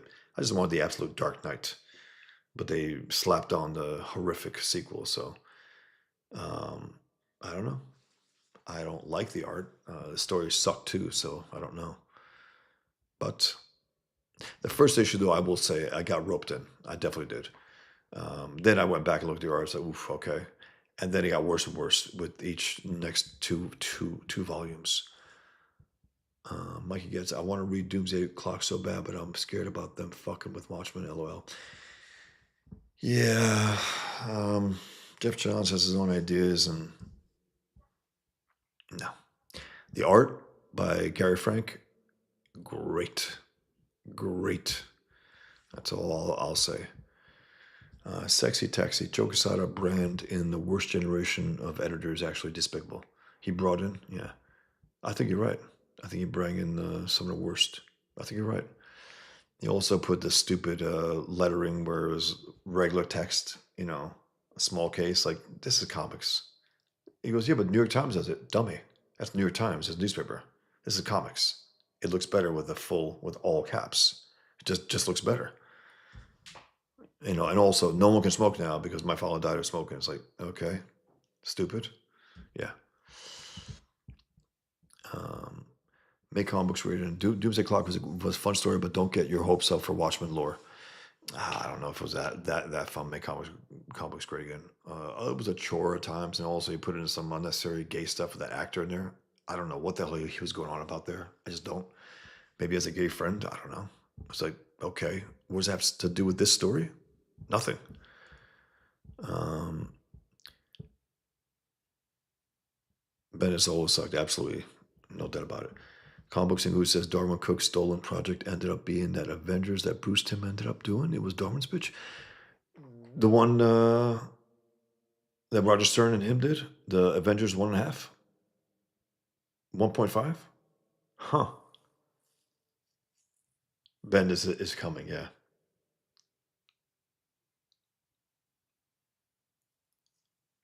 Okay, guys, I'm gonna get going. Let me, if you haven't gotten Pigman, consider getting, guys. I would really appreciate it. Always appreciate your support, guys. If you haven't gotten it yet, this is my comic book, Pigman. It was called The Infidel featuring Pigman, but now it's just called Pigman. I think it's a better name. First time you get a comic book called Pigman. It's about twin brothers, Killian Duke and Salam Duca, ex-Muslims. What is going on here? I can't get this onto the screen. Very weird. Okay. 9/11, the reaction, one becomes a born-again Muslim, one becomes a recovered Muslim. The recovered Muslim creates a comic book called Pigman to take on this enemy with his knowledge of Islam. And it sets off his brother, and it sets off a war between them that escalates each issue. And the story of Pigman versus Super Jihad, who is also like a brother to him, working together for years, and they broke on 9/11, and they have a super battle, a super war, with each other. So it echoes, each story echoes the other one. And there are cliffhangers that I love cliffhangers. And it's again, it deals with the ideology of the enemy. It deals with again, the political war, the culture war. In comic books, there are panels at comic book conventions. There are courtroom, cases with Killian being brought to court by your Muslim friends, standing for CARE, the stealth jihadists. There are television programs where, Frank Warner, Pigman, goes on a show to promote his book called The Post-Islamic World and gets ambushed by his old friend, Super Jihad, being brought onto the show to battle it out with each other and so on. It's fun. It's the action's fun. I mean, taking out jihadists, I always enjoy that. And again, I kill them ideologically as well. Have these battles with leftists within there, communists, Muslims, at debates at comic book conventions where each of those characters have their own comic books. So yeah, there's a lot going on.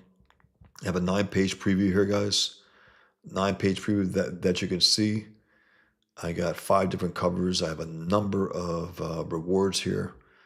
So do consider backing Pigman. I would really appreciate your support. I need your support. I want this to be a great success, and I want to jump into issue 2. So consider getting it, guys. I would really appreciate your support. Thank you very much. Thank you very much. Let me show you the trailer that Shanth Anjeti made. Let me show it to you right now.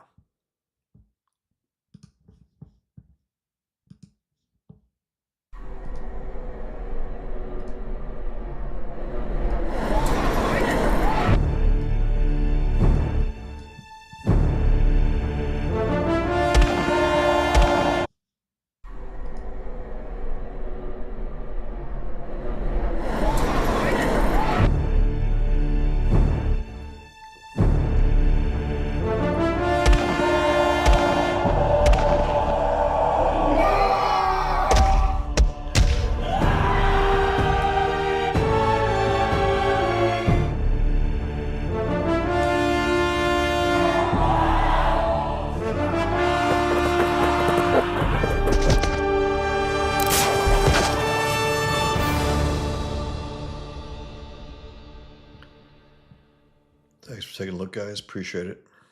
Um, Thank you for taking a look, guys. Appreciate it. If you didn't hear me.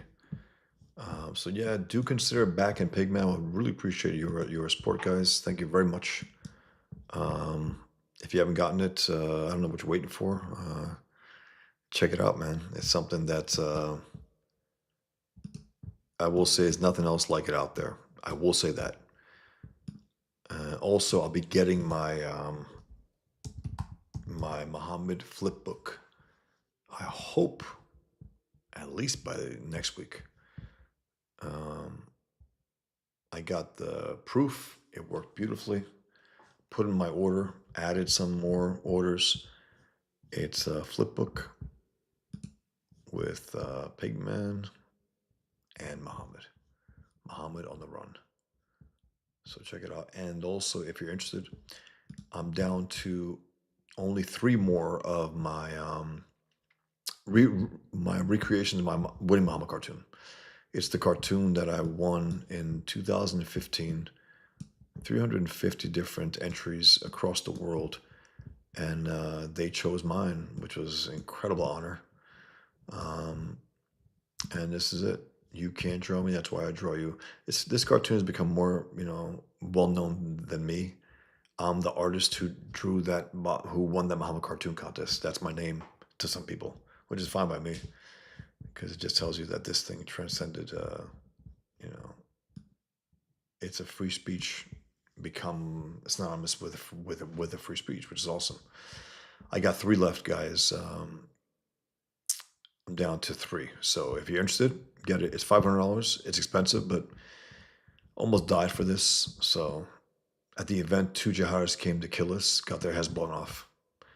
And so it was something else to be involved with that. People tell me at the time, they say, hey, isn't that's terrible? I said, terrible. I said, we celebrate free speech. I won $12,500 for a cartoon, and two jihadists got their heads blown off. That's a fucking great night. I mean, what a hell of a night. So yeah, guys, do consider backing Pigman. Would really appreciate your support. Take a look at it. Check out the preview. Read my breakdown here, and check out all my covers also. Very different covers from the others. I got digital copies also. I got these prints. I got these trading cards, sketch covers, stickers. My original, my first graphic novel, Table for One, that Alex Toth loved, blew me away. I corresponded with him for a few times, a letter and also some handful of postcards. Incredible. It's incredible to have the master tell me that he loved my comic. Blew me away. I sell original art of Pigman here, and then also have these commissions, individual commissions of Pigman for your idea that I can draw. So please consider getting it. I would really appreciate your support. Thank you very much. Let me read a few more comments that came in, and then I'll get going.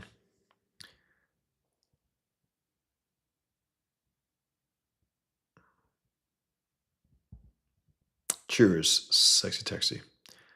Back Spring Bowl also, absolutely. It looks great. Flutterbat, excellent stream tonight, Bosch. You all take care. Be safe. Thank you very much, Flutterbat. I really appreciate that. Thank you. I just I just want to have some good back and forth with you guys and show some great art from Frank Quitely. So thank you. Mikey Getz, I want to go into a coma until Pigman arrives. LOL. Hilarious. That's hilarious. Thank you, man. I can't wait to hear what you think about it. Happy's Funhouse. What was misprinted in the first batch of Muhammad's flipbook? It was I assumed that they knew how to print the flipbook and not have the pages on the back of each other. Do you understand? I assumed that they knew, but they never did a flipbook before. I never did it before. My fuck up in the end, but I assumed they wouldn't have done that, and it's fun. I mean, I just paid for the extra. I paid almost, at least $100 more than I paid for that first batch, but the first batch had to go. I mean, I chucked them. I can't live with that, and I was sure as I wouldn't want readers to get that. Um, So in the end, it's my responsibility. I'm the publisher. So, but yeah, now it came out great. I got the I don't know. How about maybe some of you haven't seen it. Let me show you.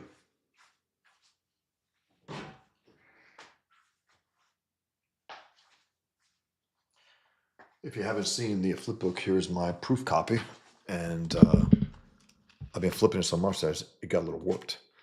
Uh, I've been flipping out on it, right? So here's my Muhammad on the Run flip book.